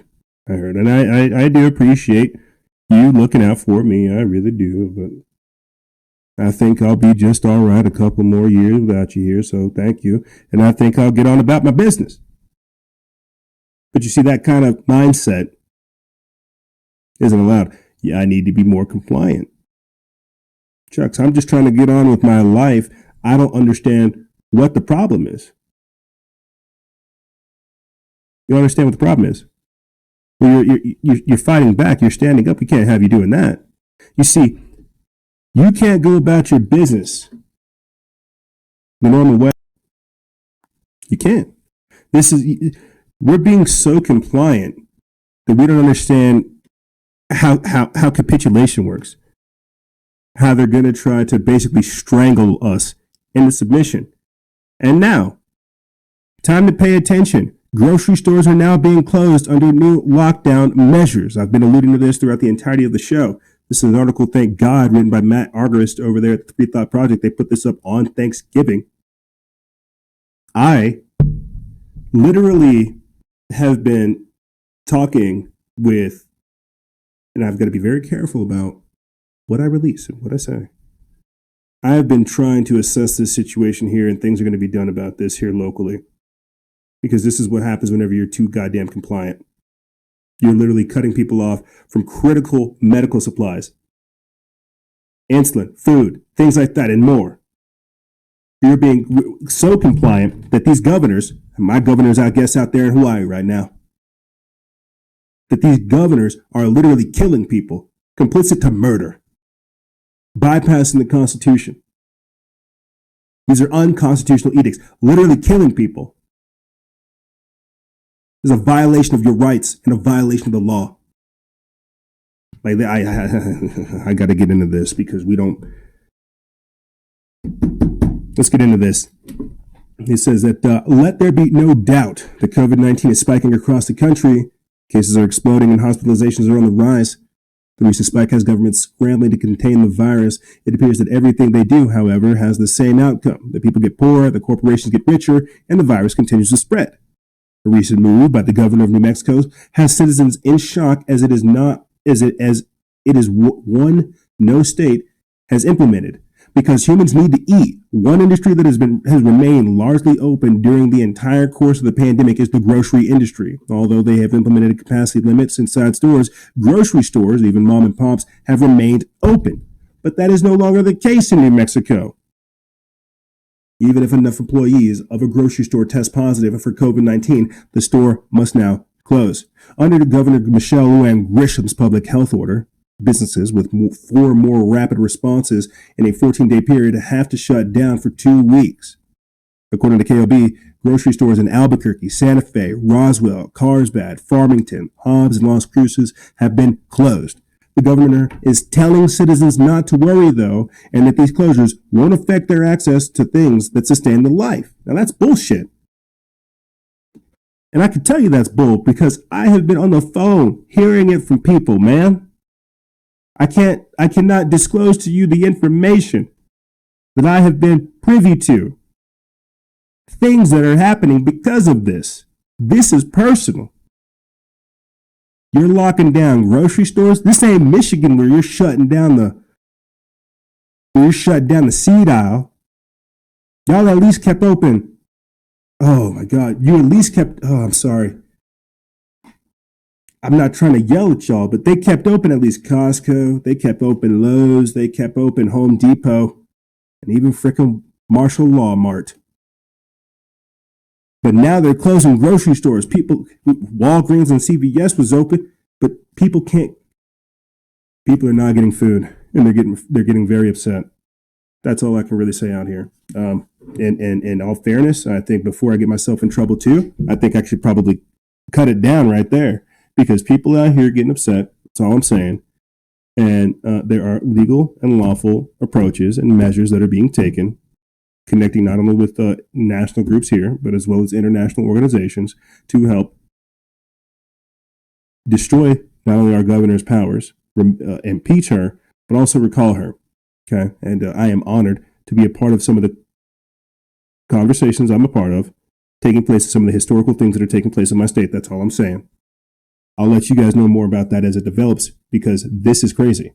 And this is what I was alluding to earlier this week, is that I'm doing a lot of stuff outside of the show and the page that cannot be talked about on the page because it doesn't translate well, but it's also equally as important to show you guys how this needs to be replicated and what else needs to be done because lines are being drawn in the sand, people are getting upset and they're fighting back. They're organizing, they're fundraising, they're getting structured, they're getting organized, and they're doing something about it. And this is what people need to hear. We have a voice, we have a platform, we have a way to do this, but unfortunately, in our current configuration, we're unable to. But rest assured, when I learn the formula, I'll send it out there and help replicate it as much as I can, because this is atrocious. This is blasphemous. This is dangerous. You're playing with people's lives. And it never ends well. Oh my God. Oh my God. Because let me tell you guys, oh my God, things are firing up. You cannot treat people this way. And I'm going to go ahead and skip forward on some of this. This is just the last couple minutes of sheriffs that are being forced out of a business, telling them that, oh, you guys can't operate. Go get a warrant. Trying to come in here and come say this. This is why they had to get the compliance units in Maryland. Go get a warrant because what you're doing is against the law. But here, I'm going to just go ahead and jump into this because obviously I'm fired up and the show goes a whole different way at that point. I'm going to play this clip for you guys, play another clip, and then we're going to close out this segment of COVID compliance. Go on your phone outside. I would really like it if you Where would did you stop want shouting to at me. I haven't done anything. Who reported it? Who reported it? You know what? I don't know. Yeah, it's anonymous, right? It's anonymous. That can't be anonymous. You need to know your accuser. You need to know you cannot be anonymous. You gotta go get a warrant. You cannot be anonymous. You don't get the policies. You don't get to violate the Constitution. It does not matter. You don't circumvent or subvert the Constitution. That's the way it works. Get the news. Call the news. Okay, Beth, you need to leave. Get out! Get out! Get out! Get out! Get out! Get out! Get out! Get out! Get out!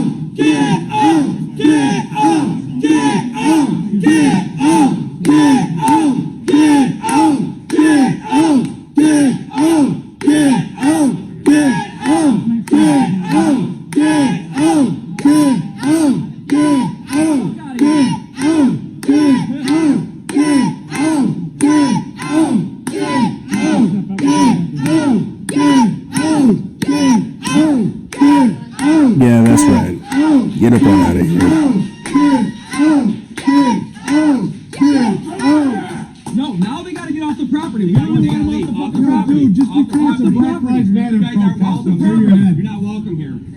This is a Black Lives Matter protest. You guys gotta go to the road. You gotta go to the road. We will not comply. Yeah. We will not comply. We will not comply. Tell them. We will not comply. Tell them. This is We a will not protest. comply. This is a We protest, will not guys. comply. We do not We have to will not disband. comply. It is a protest. This is a lawful protest. We will not comply. We will not comply. Get them. We will not comply. So I'll put that link in the description bar below so you guys can share it. The beautiful thing about freedom is it is infectious and people pick it up. That video currently has 22,000 views on our page, even though we are shadow banned and censored because people want to see it. I can only imagine where it would be, probably 200,000, who knows. But very interesting point right there. I have to say this because somebody I was talking to over these past couple weeks has said this to me, and it made such fantastic points that it rung home. These people are our servants. Why are we listening to our servants? If this is where our tax-paying dollars go, why are we listening to our servants? You never heard Alfred tell Bruce, Batman, what to do. It wasn't that way, right? Alfred may have talked his smack, but he listened to Bruce at the end of the day. Why are we listening to our servants? This is where our tax-paying dollars goes. Where do they get off telling us what to do?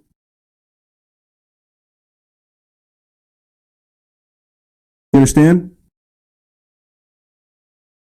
You understand? Where do they get off? And so people are going to start fighting back, thank God, because there's only so much capitulation that you can do. Got grocery stores shutting down, mom and pop shops basically being eradicated. They can't get the stimulus checks. People are fighting back. And I put this up just before coming onto the show. Didn't really cover it in this segment. But that bar owner in Staten Island who declared his bar an autonomous zone, copying Chaz and Chop from Antifa, he was arrested, right? He was arrested for standing his ground, knowing his rights, and having these cops trump up laws. And because of this, you have supporters of that Staten Island bar turning out on Wednesday night to protest it because this is ridiculous. The guy's just trying to earn a couple bucks. We're all just trying to earn a couple bucks, but that's how this works.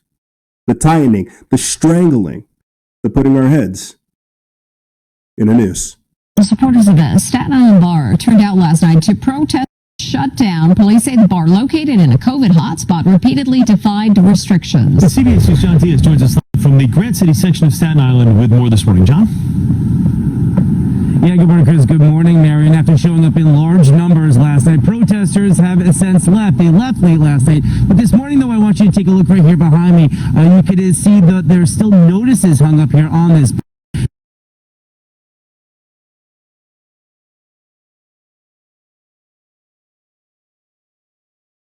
Doing the buffering thing again. Stating that a partial vacate order only allowing the owner inside and emergency responders. Now, the New York City Sheriff Office says there were no arrests last night and no one was issued a summons. Chopper 2 flew over what looks like a major block party on Staten Island Wednesday night, but instead it was a large protest. Most people without masks on, hundreds standing shoulder with American flags and political signs demanding change in the area, demonstrating in front of New York City sheriff's officers who were guarding the front of Max Public House. It's a bar and restaurant that was forced to close when its owners refused to stop indoor dining in an orange zone after several warnings. The general manager seen here getting escorted out in handcuffs Tuesday night for defying the order. They're just trying to support their family.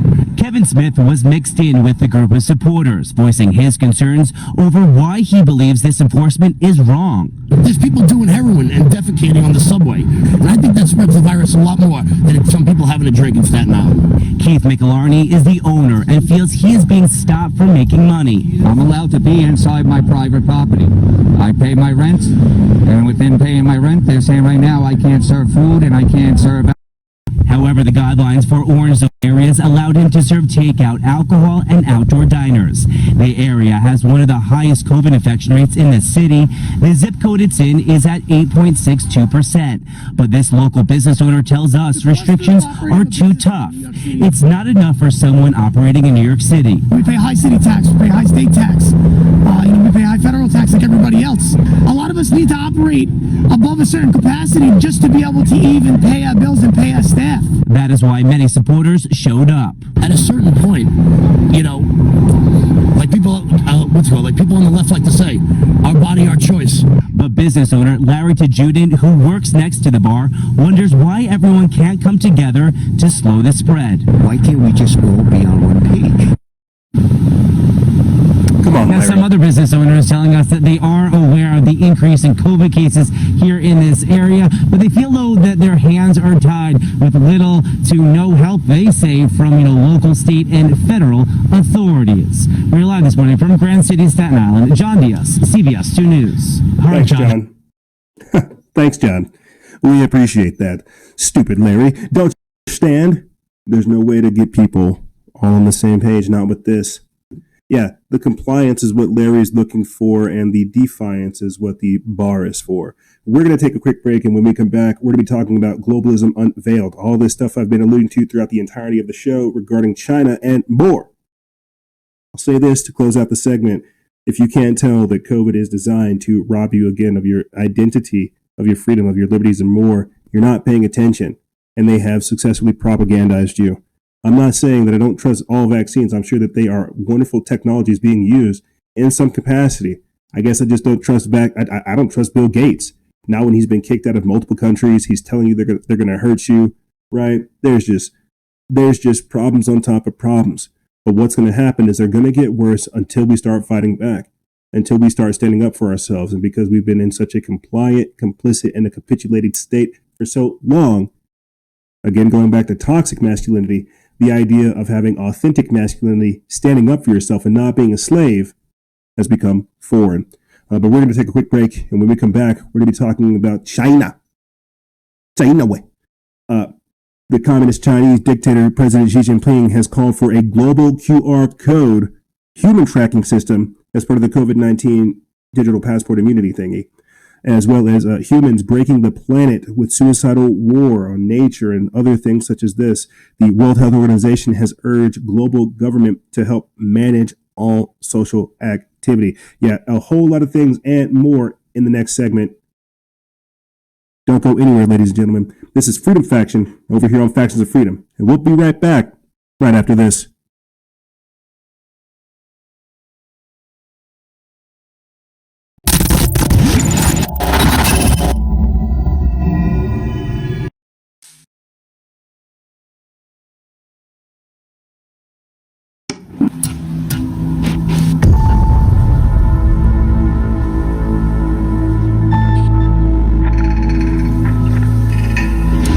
Understand what's going on around you. You are in a state of war, and you have precious little time to save yourself.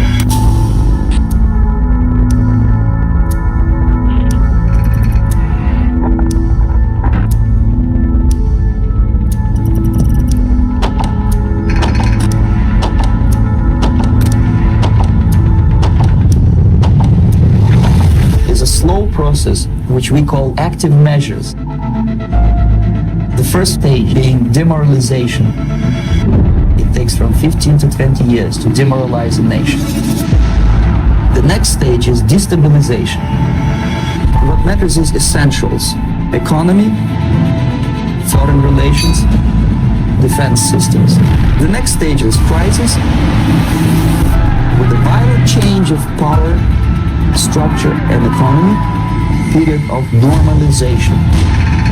This is what will happen in the United States if you allow all these schmucks to put a big brother government in Washington, D.C., who will promise lots of things, never mind whether the promises are fulfilled or not.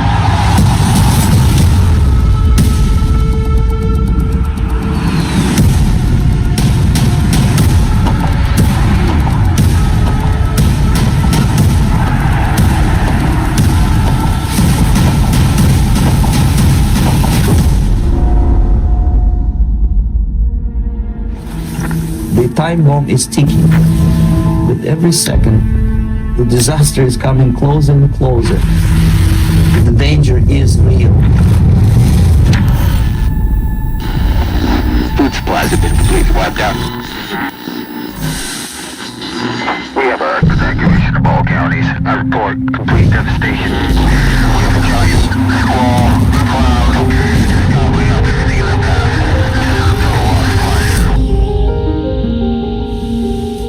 There are forces in this world that remind us of how fragile we are. We thought we were safe. We thought it could never happen to us. Then life like a fog descends upon us, blanketing our memories. Through the haze, we travel its hidden paths, lost in its secret places. And when the storm, turbulent and immovable, forces us to shelter, we remember. It calls to us, calls us back. Back to the ports and the harbors of our past. We fight the currents that pull and drag us off course, not a light or star to chart the way. And when we arrive, we don't always know it at first, the places we once loved guised by time. Then we see it, the place we've been trying to get back to. Safe at last, we've found our way home.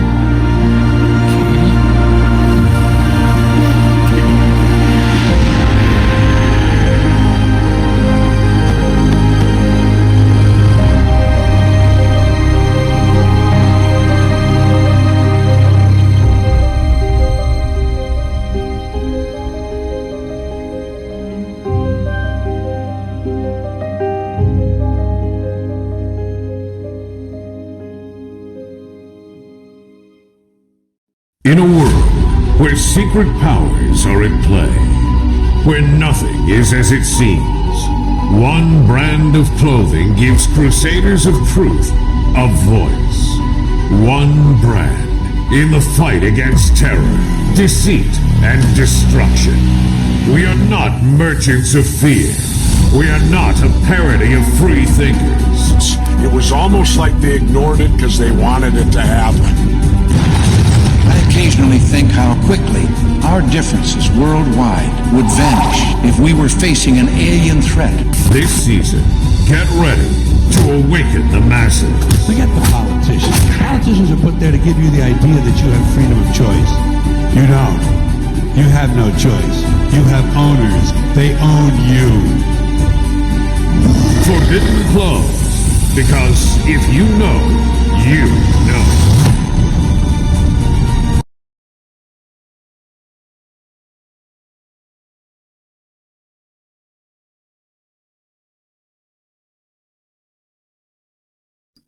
Welcome back. Salutations and welcome back. You know, we talked about a lot of things here on the show. We do a lot of different type of work over here on the show. We're very honest over here on the show. I try to be transparent, you know, and I was watching Jesse Spots' channel, and I would definitely recommend, if you guys haven't heard of Jesse Spots, to check him out. That's just his name, Jesse Spots. He's you know, sometimes he does like Christian stuff. He makes fun of Owen Benjamin. He does real good critiques on things. Goes from like a Christian theological point of view. You know, a lot of what's crazy is he has this series, this playlist series called "Exposing the Dark Web," where he basically kind of trolls Joe Rogan for being like a fake intellectual. And what's crazy is he has like a compilation of information there from I forget the gentleman's name, but various people who have exposed Joe Rogan and his psychedelic cult nonsense. And whenever I wanted to do the psychedelic psyop, I used Jesse's whole playlist as kind of like a base to get down all my information. And the reason I'm kind of giving him like a shout out is because he's not heavily into all of this stuff like we are, but he still sometimes reaches the very same conclusions. And the other reason I'm giving him a shout out is because he shares the birthday of my brother. Another reason as well is because he's offered a level of transparency in his content that I deeply appreciate and respect, because it takes a lot of courage to get up here and be honest and be transparent and be truthful. You can come up with any kind of personality you want to on the internet, man. But with Jesse Sponse's channel, and this isn't like a paid promo or anything, this is me just like introing this segment. He really does a good job kind of expressing that. And so whenever I talk to you guys about, me confronting my own cowardice and some of my own things that I have to, admit to you guys so we can move on to the next chapter and the next agenda, I kind of picked up some of that from him. You can't mimic being honest, but you can also say, if this guy's doing it, maybe I could be a little bit more authentic. I could be a little bit more real. I could be a little bit more level-headed in my approach. I don't have to be so distant, right? Oh, I'm the only one with the knowledge over here. Woke. No. You got to be able to relate to people. You got to be able to bring this down to a level to where it's not esoteric, to where it's not conspiratorial, to where it's not occult, but where it's real, to where people see, like, good God, why should I worry about these things? What's the relevancy? And I feel like that's, what we cover over here is, how is this relevant? Why is this happening? And what can we do to fix it? Well, my friends, I wish I had the answer, but I'm right there with you trying to figure it out myself. And that's why I can't lie to you. That's a lot of where the superpower comes from, is from that transparency and from that authenticity, and saying, listen, this is what I got. This is what I know. This is what I'm doing. And this is where we have to get to. I don't know how we're going to get there, but this is what we got to do. And this is where we are. And this is Globalism Unveiled. I said it throughout the entirety of the show that 2020 has revealed myself to me. I think you guys have, again, heard that theme. But as that took place, they told us to put the masks on as they revealed their agenda. Klaus Schwab talked about it with the Great Reset, writing his book, COVID-19, The Great Reset, and then coming out making a series of speeches detailing the Great Reset. They've unveiled globalism. They've externalized their hierarchy. They have made us adopt their ideology. And now,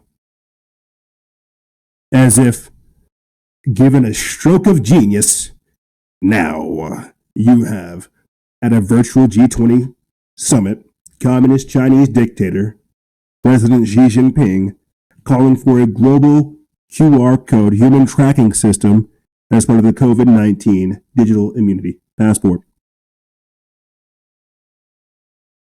An article written by Jeffrey Grider over there, Now the End Begins. They put this up November 23rd.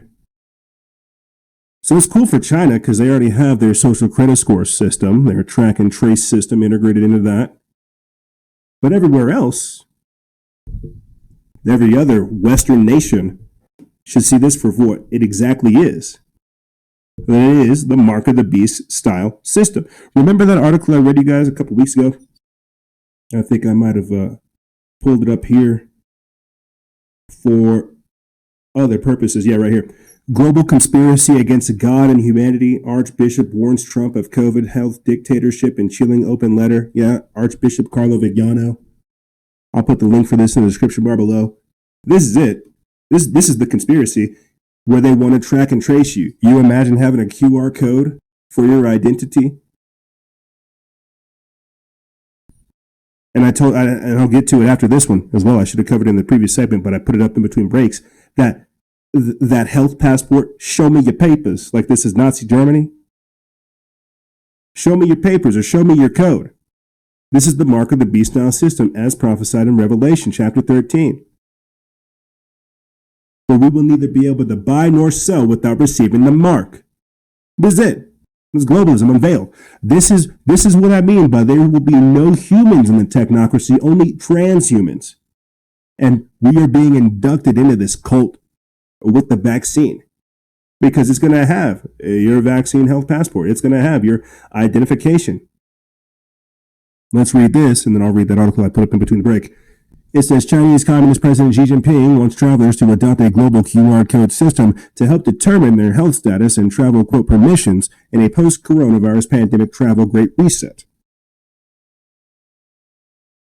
The global elites behind the Great Reset have given us the entire year of 2020 to mentally prepare ourselves for the coming New World Order, and their puppet candidate at the center of it all, Joe Biden, is only too eager to get started in his brief stint as the 46th President of the United States.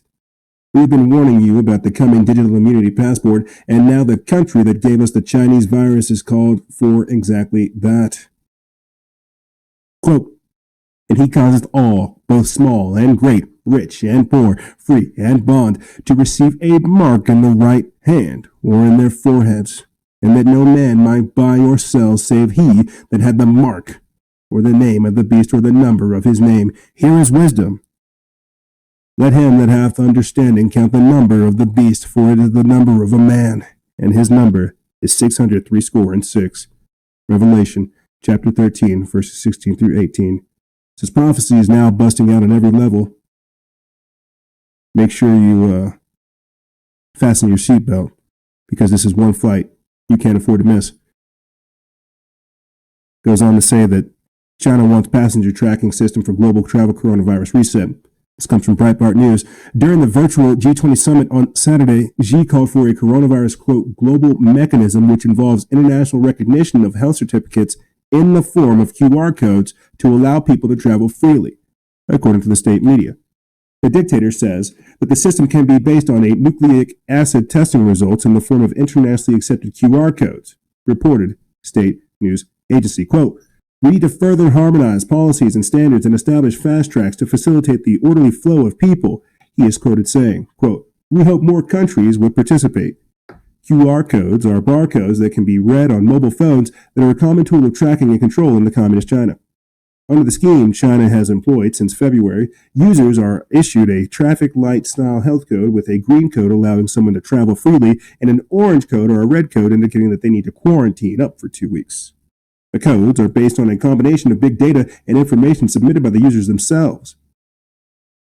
The leader of the Chinese Communist Party did not explain how the international scheme might work out if it would mirror the health code system, which has been widely adopted in China. The lack of detailed information has already been flagged by critics who see it as a piece of social engineering. In a tweet, the executive director of Human Rights Watch, Kenneth Roth, expressed caution over Xi's proposal, saying that, quote, an initial focus on health could easily become a Trojan horse for broader political monitoring and exclusion. Yes. Yes. There is a member of parliament in Canada that said the very same thing when asking about what are these quarantine and isolation facilities for? How far off are we from having somebody, a political dissident say, entering inside of these? Remember, just last segment, we talked to you guys about how in Los Angeles, it's now considered an act of domestic terrorism not to wear your masks. And we've seen the rise of Karens, Kevins, and Kens, the KKKs, all throughout the entire year, ratting on people, snitching on them, acting like it's cool.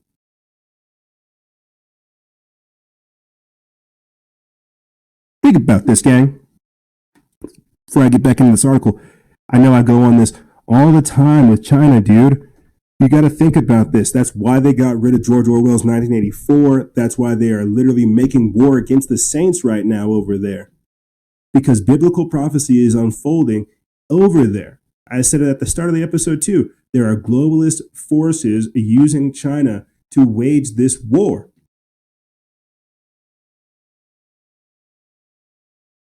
There's Christian genocide in South Africa. And China's basically over there propping up Africa monetarily, building up their infrastructure. You got to think about this, man. Like, the sophistication of everything that we're going up against is, it almost seems insurmountable But that piece of scripture just said it right there. Let he that have wisdom recognize the name, the number, and the mark of the beast. These people, they have a signature of evil, a fingerprint everywhere. That's what I mean by the sophistication of our adversaries. It seems insurmountable. Not really, because God is still in control. They have a signature, they have a formula, they have a way of going about things. That's why numerology and symbology is so important to them. That's why we're looking at December 12th and 21st of this year to be very important. But they don't do things without them having a purpose. It's crazy. Here, let me get back into this. I'm sorry. I trip out having to politically explain prophecy, so you have to give me a second to rewire. Getting back into this, it says China has been building its own mass surveillance network for the past decade, which boasts hundreds of millions of street cameras. The surveillance network has been billed as the most powerful facial recognition system and aims to identify any of its 1.4 billion citizens within 3 seconds. China is also looking at more digital methods of ensuring its citizens comply with the strictures of the single-party state. Millions of cameras tracking everything you do, everything you say, seeing what you say online. And now all of our social media companies have migrated over there. Wonderful. Isn't that marvelous? And people say, oh, well, why are you so worried about China? From the forced labor, from the death camps to the forced labor camps, right? To them literally working people to death. I'm going to play that clip for you here. Don't you worry. Of them talking about if we just keep on working, we're going to drive America into death. I want to close out talking about COVID-19 and all this stuff first. But again, how they're using China as the model, as the base. They have begun to migrate all of our powers over there. Apple's over there, Google's over there. And they took all of our data over there. That's why whenever we're talking about the election fraud too, like, oh my God. I should have covered this in the first segment, but I got to say this now too, because I literally listened to phone calls of Chinese operatives buying American ballots. And I know they were only buying them in bundles, but think about this, guys. The same way we collect like katanas and like samurai swords and kunais and things like this, how much do you think an American vote is worth? Could you imagine somebody purchasing that, sitting inside of their office, overlooking the city, looking at somebody's ballot that they thought was supposed to get registered, and then staring at that ballot, knowing full well that they helped interfere with election fraud, or helped engage in voter fraud, that they were able to buy it. You're going to be able to buy like one of these COVID passports off online and stuff like that, off of like the dark web and things like that, gray man tactics. You know, I'll get into that stuff later on, maybe next year when it's more prevalent. But back to the ballot harvesting and the election fraud and the voter fraud and how China's a part of it, man. Could you imagine laughing, having somebody's identity stolen through a vote, looking at what they voted for? Like, I don't know if I'm able to effectively explain that, but think about this. You're in some high-rise building, working with corporate espionage, teaming up with defective Americans, interfering with the election process, making sure that those ballots never reach their destination. And if anything, you send them halfway across the country. Identity theft is a real thing. But think about the prized value of being able to save that like a Pokemon card or like a baseball card. It's greater than like it's greater than election meddling. Like, I hope that makes sense. And these are the people who are messing with our economy. You see? So here, to get back into the China stuff and I got to put a bow on the COVID thing because they were talking about a QR code and travel passports and stuff like this. Like I said, this was the article that we put up in between a break. Americans to get a vaccination card to prove that they've taken the COVID shot. An article written by Paul Joseph Watson put up over there at summit.news. They put this up December 3rd. And I'm just going to switch over here to the slide. It's a tweet from CNN that they put up today. And they say it like it's a good thing. They got this guy holding what seems to be like a COVID vaccination record card or report card, CNN's tweet says this, quote, "Here's the card you'll get when you eventually get the COVID-19 vaccine. Everyone will get a card, quote, they can put in their wallet that will tell them that they had and when their next dose is due," said Dr. Kelly Moore of the Immunization Action Coalition. And it has a little link where you guys can go check it out. So they're making it seem like it's great. And again, I can't help but think of, show me your papers. Show me your papers, you dirty Jew. I can't help but think of how that's what this is. And that's the introduction of it. So I'm going to read a little bit of this, then I'm going to play that quick clip of a Chinese sociologist saying, if we just keep going to work, we'll just drive America's down. We'll drive America to its death if we keep working, because we have become that economically dependent upon them, and we have become that devastated this year.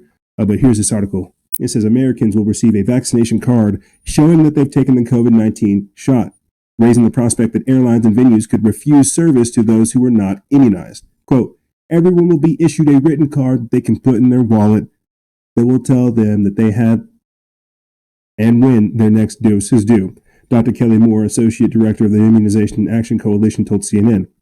The vaccination card will be issued by the CDC, and patients will be asked to provide a cell phone number so they can be contacted when it is time to receive their second dose. Vaccination clinics will also send records of who has taken the shot to state immunization registries, and every dose administered will also be reported to the U.S. Centers for Disease Control and Prevention. While the first doses of the vaccine will be made available to the healthcare workers, 100 million Americans are expected to have vaccinated against COVID-19 by February, according to Moncef Slaoui, the chief advisor to Operation Warp Speed. As we previously highlighted, while governments won't mandate the vaccine, venues, employers, and service providers could all insist that customers take the shot. Given that polls show nearly half of Americans have indicated that they won't take the vaccine, this would create a huge number of people who could be denied the right to travel and a social life. Several airlines have already suggested that they will make the vaccine compulsory for travel. Qantas CEO Alan Joyce asserting last month that, quote, "We will ask people to get vaccinated before they get onto the aircraft." And as we highlighted yesterday, the Welsh government has also announced that citizens will be given ID cards to prove that they've been vaccinated. Great. Isn't this so awesome? Thank you, China.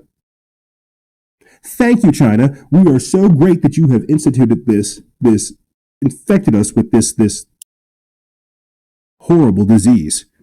God. Oh. Oh. Oh. Think about this, guys, because I'm going to play for you guys this clip of this Chinese sociologist basically talking smack about us, about like the U.S., not any other country, right? Not about Russia, not about Europe, not about the UK, no, about Australia, no, about us. Yeah, because we are the threat. And when I tell you that they set off like a bomb on us, that's what this is. That this is a part of the trade war, that they were losing the trade war with the sanctions and the tariffs. Yeah, they were losing. So they launched this, where we were forced to shut down. China's back open for business. We're not. We're told if you get outside your house, we'll arrest you. If you have Thanksgiving, you might as well have COVID. You better not have Christmas. And think about what this does to our economy. Black Friday is that time of the year when some of these corporations and these businesses, these mom and pop shops, finally get out of the black. They've been using all their reserve funds to stay alive throughout the entirety of this shutdown, lockdown phase nonsense. And then when you have like Antifa protests and Black Lives Matter protests breaking windows and destroying stuff like that, they throw in the towel. This has destroyed our economy. You now have people saying it's good. These businesses need to shut down, not knowing what they're doing. This is bad. Like this is it truly is crazy. Again, to just see the sophistication of this. And so when China comes out and says, "Hey, as long as we keep working, as long as we keep using our facilities and doing our work, we will drive the U.S. economy to its death. We were supposed to do it beforehand, but we'll reach our goal by 2027."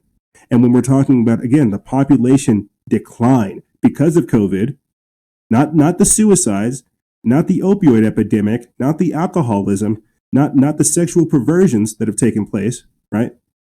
the incest and all that other crazy stuff. Just people not having births because, well, they don't go to the hospital. That's going to affect the economy as well. We are being systematically put in debt. And when I say that the masks are killing the economy, this is it. And I don't think we played clips for you guys where there are people within Chinese mask making facilities laughing and coughing as they put masks inside of boxes. So this is crazy. This is what we've been affected with. This is what happens when we want to be like every other country and everywhere else, but don't worry about how we do things here.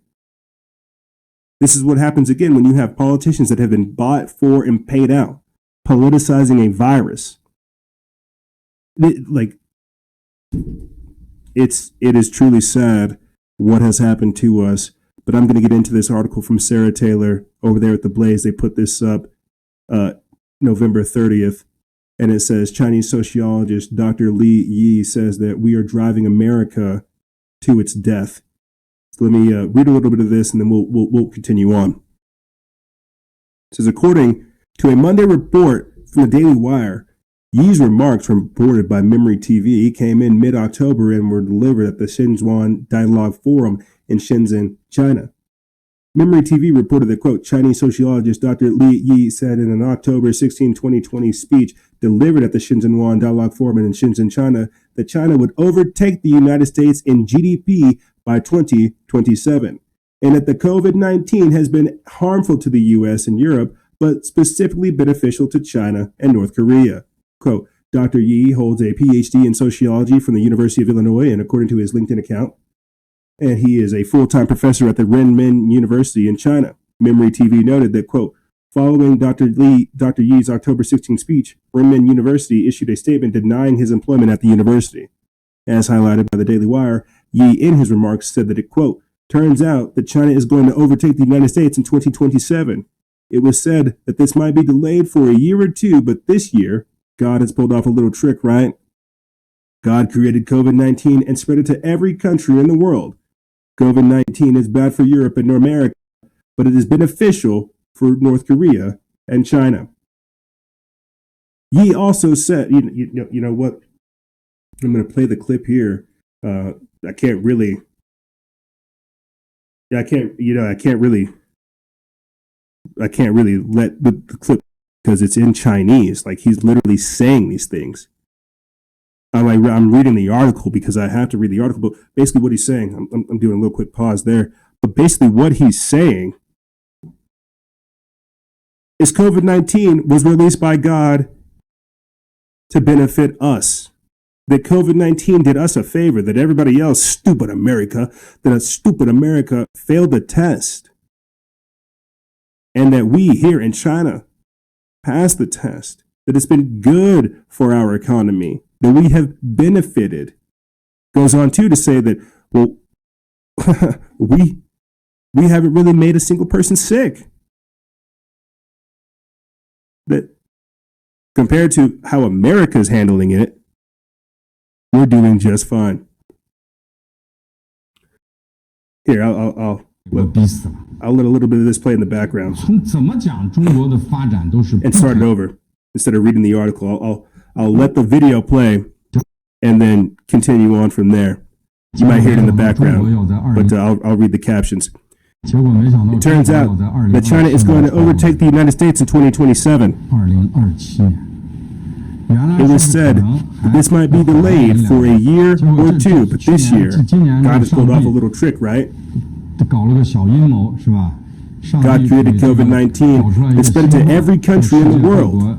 The COVID-19 pandemic is like a test for all the countries in the world. This test is biased, though. COVID-19 is bad for Europe and America, but it is beneficial for North Korea and China. Now, before I continue on, think about this. For our new listeners, last week we were talking about Klaus Schwab, the Great Reset, and how he said that some of the main buyers of his book, of his technocratic dictatorial rule by a tiny elite book, the COVID-19 Great Reset book that he wrote, was North Korea. That North Korea was one of the main purchasers of his book. And I said this at the start of the pandemic, only in a communist country like China and North Korea could they get away with locking people in their rooms, snatching people up off of the middle of the streets. Well, we don't do that here.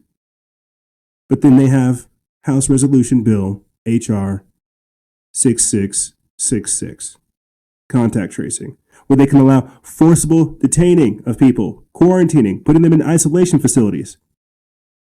And we covered that as well with the global health security agenda that Obama signed into office 4 years ago. But getting back into this, Dr. Li Yi says that that's why North Korea is number one in the global fight against the pandemic. And China is number two. North Korea has 0 infections, right? 0 infections? So this system can do it. Our system is good, but not as good as North Korea's. And think about this. Again, I have to stop it because they see they see their leader, Kim Jong-il or Kim Jong-un, as a god, right? That's why they're saying, hey, North Korea's system is better.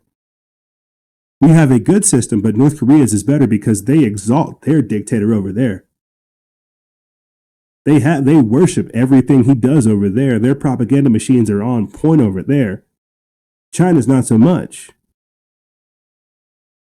North Korea, though, where they're socially isolated, they can implement this type of system, and it's good. It's great.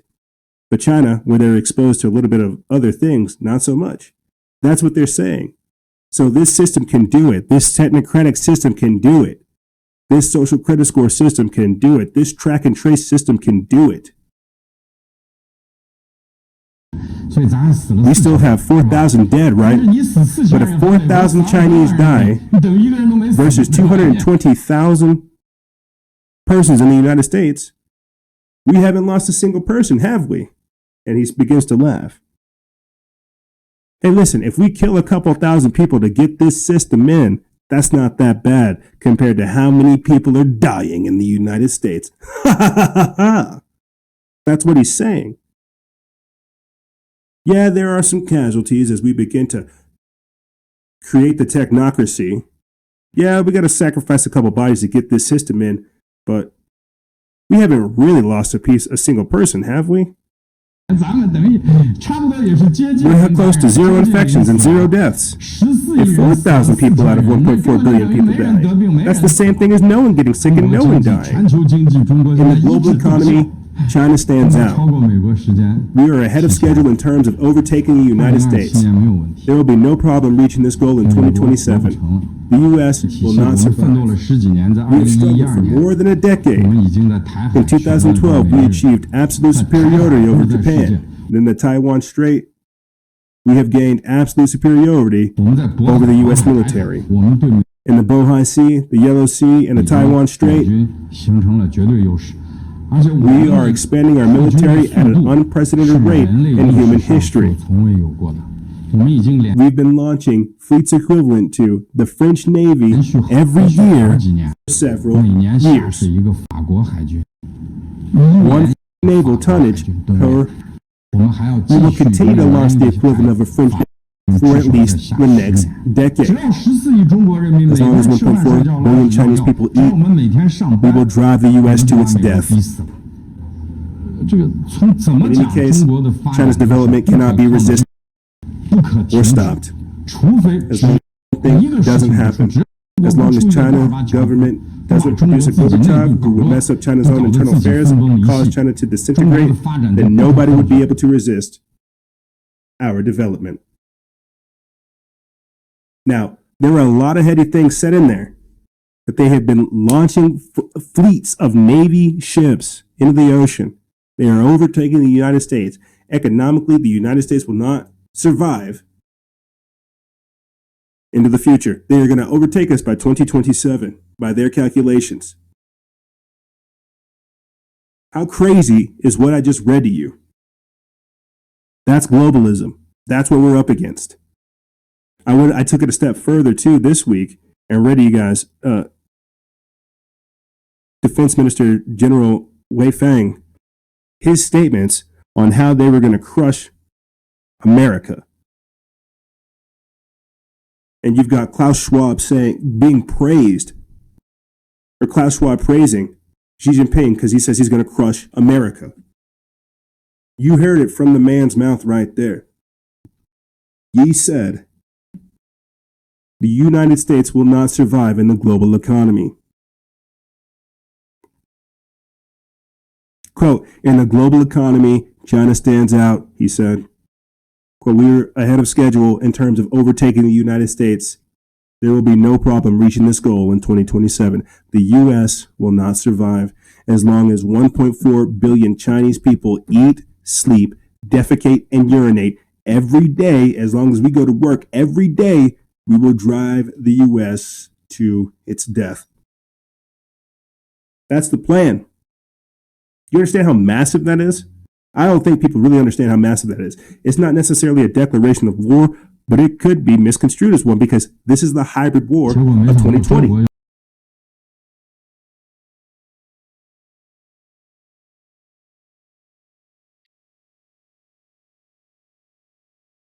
Political subversion. And this is the implications of it. So no, I'm not talking about power outages, food shortages, race riots, unemployment or eviction, currency manipulation. I'm talking about more than that. This is where we are. And because people have been so brainwashed, orange man bad, they can't really see the threat. That's the most terrifying part. That not only has our electoral system been bought out, paid for, and infiltrated, our enemies are circling at us, laughing at us. They release a virus and we fight amongst ourselves. We're being taken over. We're being subverted. We're being invaded. That's crazy to think about. They understand, again, think about this because we're just coming off of the heels of talking about COVID-19, lockdowns and social isolation, wearing a cute mask, right? Wearing a little tiger or a little lion on your mask because you're tough. God damn it, you need to stop. You need to stop. This is the problem. We're not thinking straight. This is, again, I guess 4D, 5D chess, whatever it is. This is common sense. This is the trade war. This is how, because this is the first wave. You think about this. All these evictions and things coming up, right? The eviction moratorium ending at the end of this year. People not being able to pay their bills because they're not able to work. What's going to happen if China comes through here because they're having a booming economy and they begin to buy up stuff for pennies on the yuan because our currency is being devalued? The dollar is just losing its power. They get Joe Biden in there, man. This country's done. Yeah, that's right. They will overtake us in a little and by 2027, no doubt. Because again, you got to think about this. All the little social programs Lil Biden was trying to be cute about. All these things, because if there's one thing you've got to give Trump credit for, is it's exposing these things. Maybe not fixing the problem, but shining a light on this stuff. When you've got Biden trying to get us into, again, climate change, global security, all this other, it's Agenda 21, Agenda 2030 stuff, no doubt. That's going to bankrupt our country even more. And then when we have to go to the IMF, the International Monetary Fund, or the World Economic Forum, or somebody else for money, we're done. We've lost our sovereignty. We will have lost our individuality. We will have lost our sovereignty, and we will have lost what makes America great. We're supposed to be leaders, trailblazers. And just like that, because of a virus that they have let loose on us, we have now become beggars on the global scale. Just a couple weeks ago, I talked about how China predicted that the U.S. political system will fall. And I raged about that. and I raged about that. Because they are taunting us, laughing at us, smacking us in our face, and we are too stupid to see it. So yeah, for sure, it's the Illuminati. It's the globalist efforts using China to basically carry these things out to destroy us. But how many people can see that? And is that part of the agenda? Is letting it get so overt that we have this much evidence that we have to just respond? Because it's more than getting the short end of a deal. Our way of life is literally underneath attack. They're telling you you can't have Christmas. How do you think New Year's is going to go? You remember that pool party they had in Wuhan? Where they basically trolled us? This is crazy. So yeah, if they get Biden in, bro, it's going to be something else. Let me tell you. If they get Biden in, what do you think Biden's going to do? He's trust the science. Trust the science. Trust the scientific dictatorship. Trust the technocrats. They got this all planned out.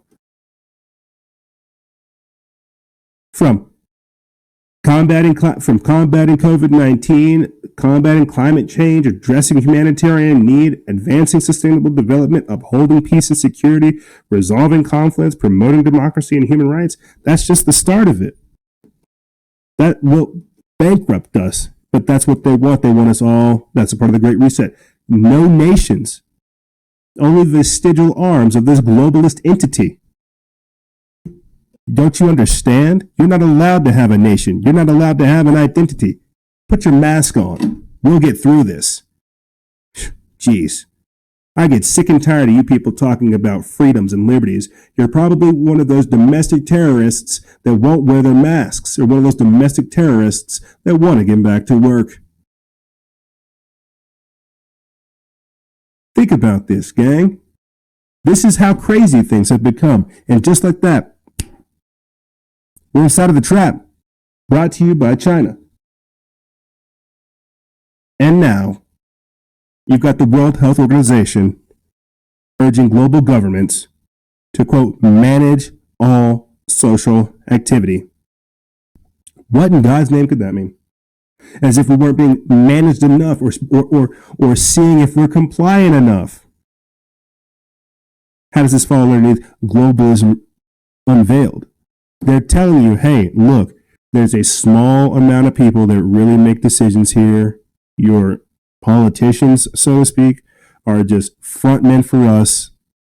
We say things and they do them. They carry them out in their own localized area. And that's just the way it's going to be. Welcome to global government.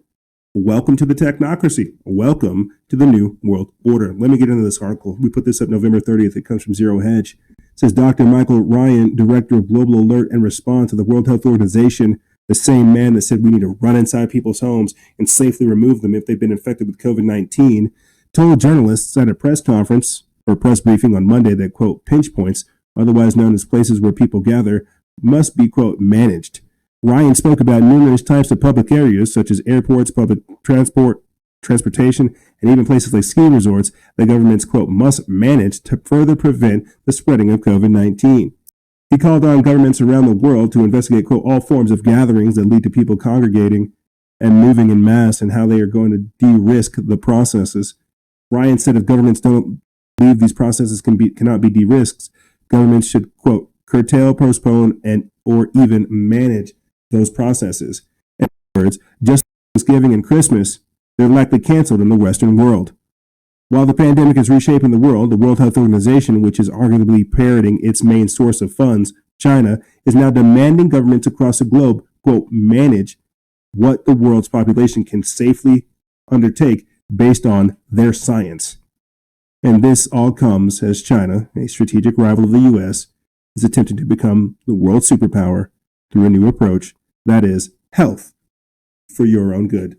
China, the one who literally is polluting the world with all of its manufacturing and production, does not have the right to do so. They are the worst human rights violators of the world. I mean, my God, they literally have suicide nets around buildings and factories because they work people to death.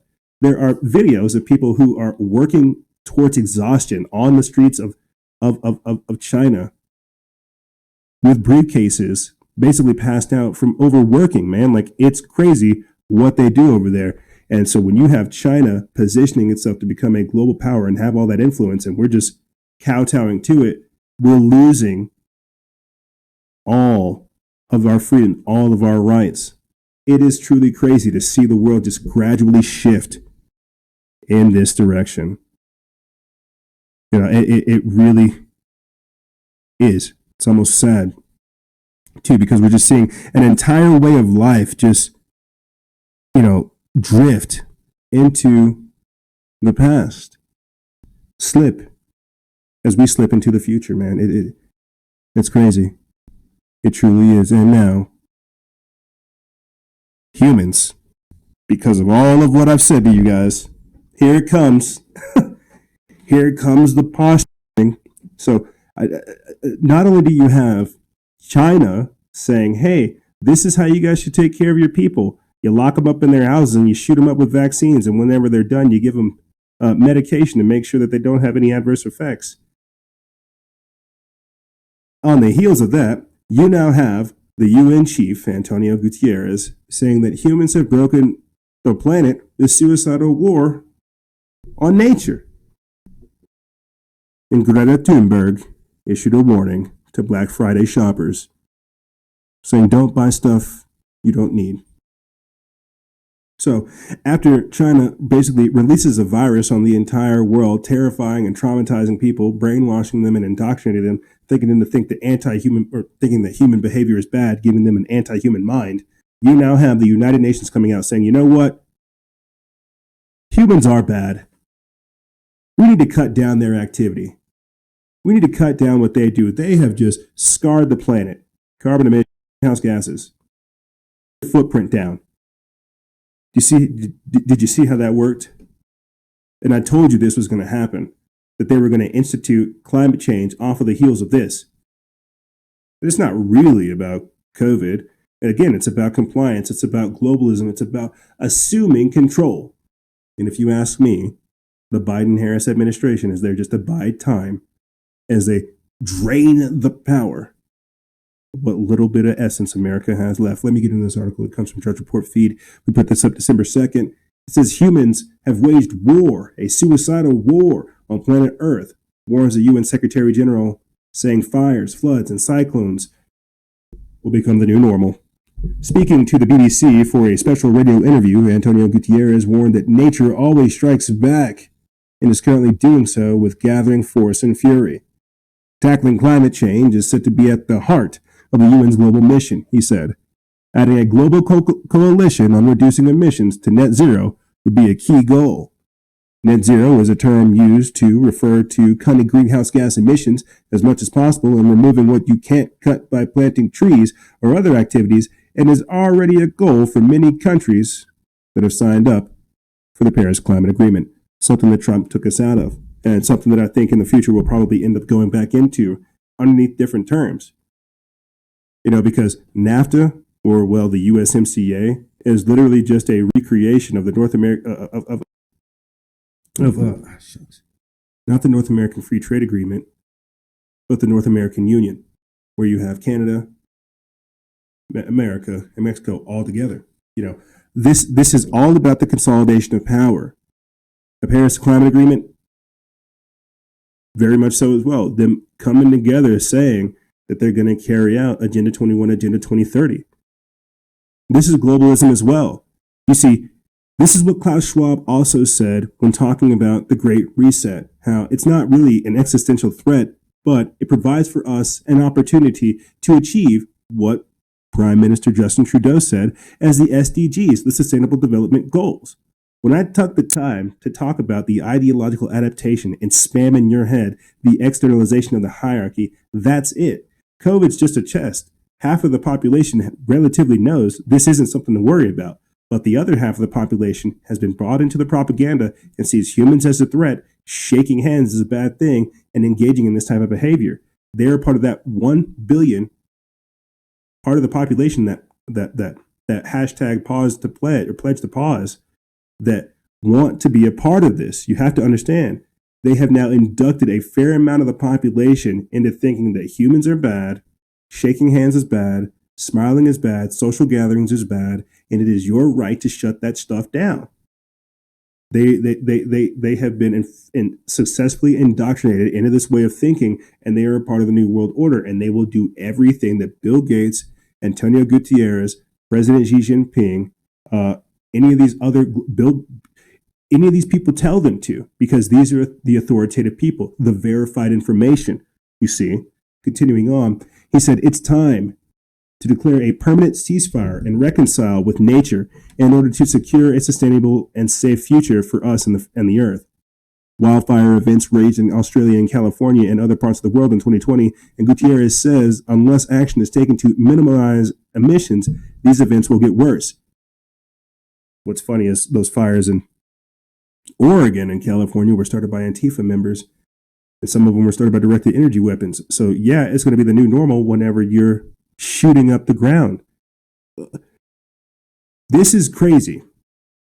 Okay, because what we're talking about now is them, again, using multiple hoaxes, COVID-19, the 2020 presidential election, obscuring the natural and legal process of things. They're using this crisis to present global government, saying, look at how nations have failed. Look at how individually they are incapable of sustaining themselves. We have to come together. That's what China just said, that the U.S. will not survive up until 2027, that China outstands in the global economy, and that this has been beneficial to them. So yeah, they're going to team up with the World Health Organization and fund them to promote more of their propaganda. And whenever they become a part of that propagandized world power, they're going to take the next step. They don't caring about your health, but let's care about the world. That's what any type of supervillain would do. You understand? Let me get into this and go ahead and start closing this episode out. It says Gutierrez says we have to go further to tackle the environmental issues facing the world, including having every company and city sign up to become net zero. Speaking to the BBC World Service for a program called State of the Planet, Gutierrez sets out the measure he expects nations to take to protect the earth. Now let's think about that real quick. What did we just get done talking about, guys? The businesses. That's one of the reasons why they want to shut us down, why they're playing the technocratic two-step takeover, whatever it is, the thing where they tiptoe you into technocratic slavery. That's why they're saying, hey, you got to shut down your business, but you can open up like this. But you got to shut it down so you can do this again. They're seeing, again, how much they can get people to do, but at the same time, your greenhouse gas emissions, getting companies on board with the agenda, even though they don't think they are. It's crazy. This is all so crazy. Speaking to the BBC World Service for a program called State of the Planet, Gutierrez sets out the measures he expects nations to take to protect the earth. Quote, let's face facts. The state of our planet is broken. Humanity is waging a war on nature. This is suicidal, he said in a speech to the broadcast on the BBC World Service on Wednesday. Biodiversity is collapsing. Deserts are spreading. Oceans are choking with plastic waste. Soon there will be more plastic in the ocean than fish. He wants a price placed on carbon. The phase out of fossil fuel finance and subsidies, a shift into tax burden from income to carbon and from taxpayer to polluters, and an integrated goal of carbon neutrality in all fiscal policies. Every country, city, company, and financial institution should adopt plans for a transition to net emissions by 2050, Gutierrez told the BBC. However, he said, to achieve this goal, they need to take decisive action now to put themselves on the right path and to help cut emissions by 45% by 2030. So there it is. They need to get started now so they can be ready by 2050. They need to have their infrastructure set up by 2030 so they know what they're doing and are on board by 2050. This is the technocracy. This is that global conspiracy against God and humanity that Archbishop Vignano warned about. This is what the Bible prophesied about. Because when they come in the name of peace, safety, and security, they offer none. They offer enslavement. So while all this sounds good on the surface, you get to say bye to cheeseburgers. You get to say bye to cars. You get to say bye to your freedoms. You get to say bye to traveling into those wilderness areas, communing with nature, Because don't worry, they'll say that too. Oh, all these people that were supposed to be staying home, they went out into nature, and now nature's compromised with COVID. And you all have to stay inside your homes.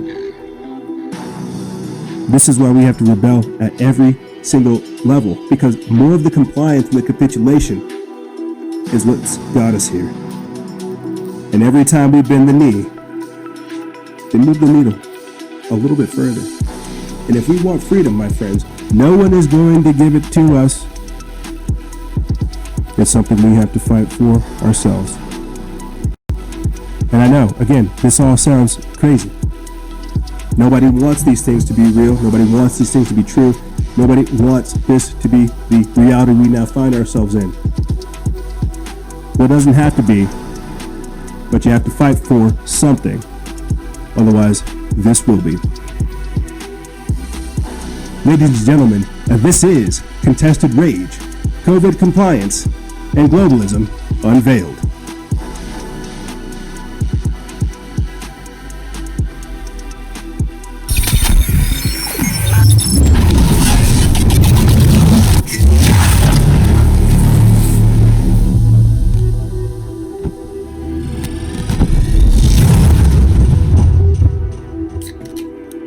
Yep.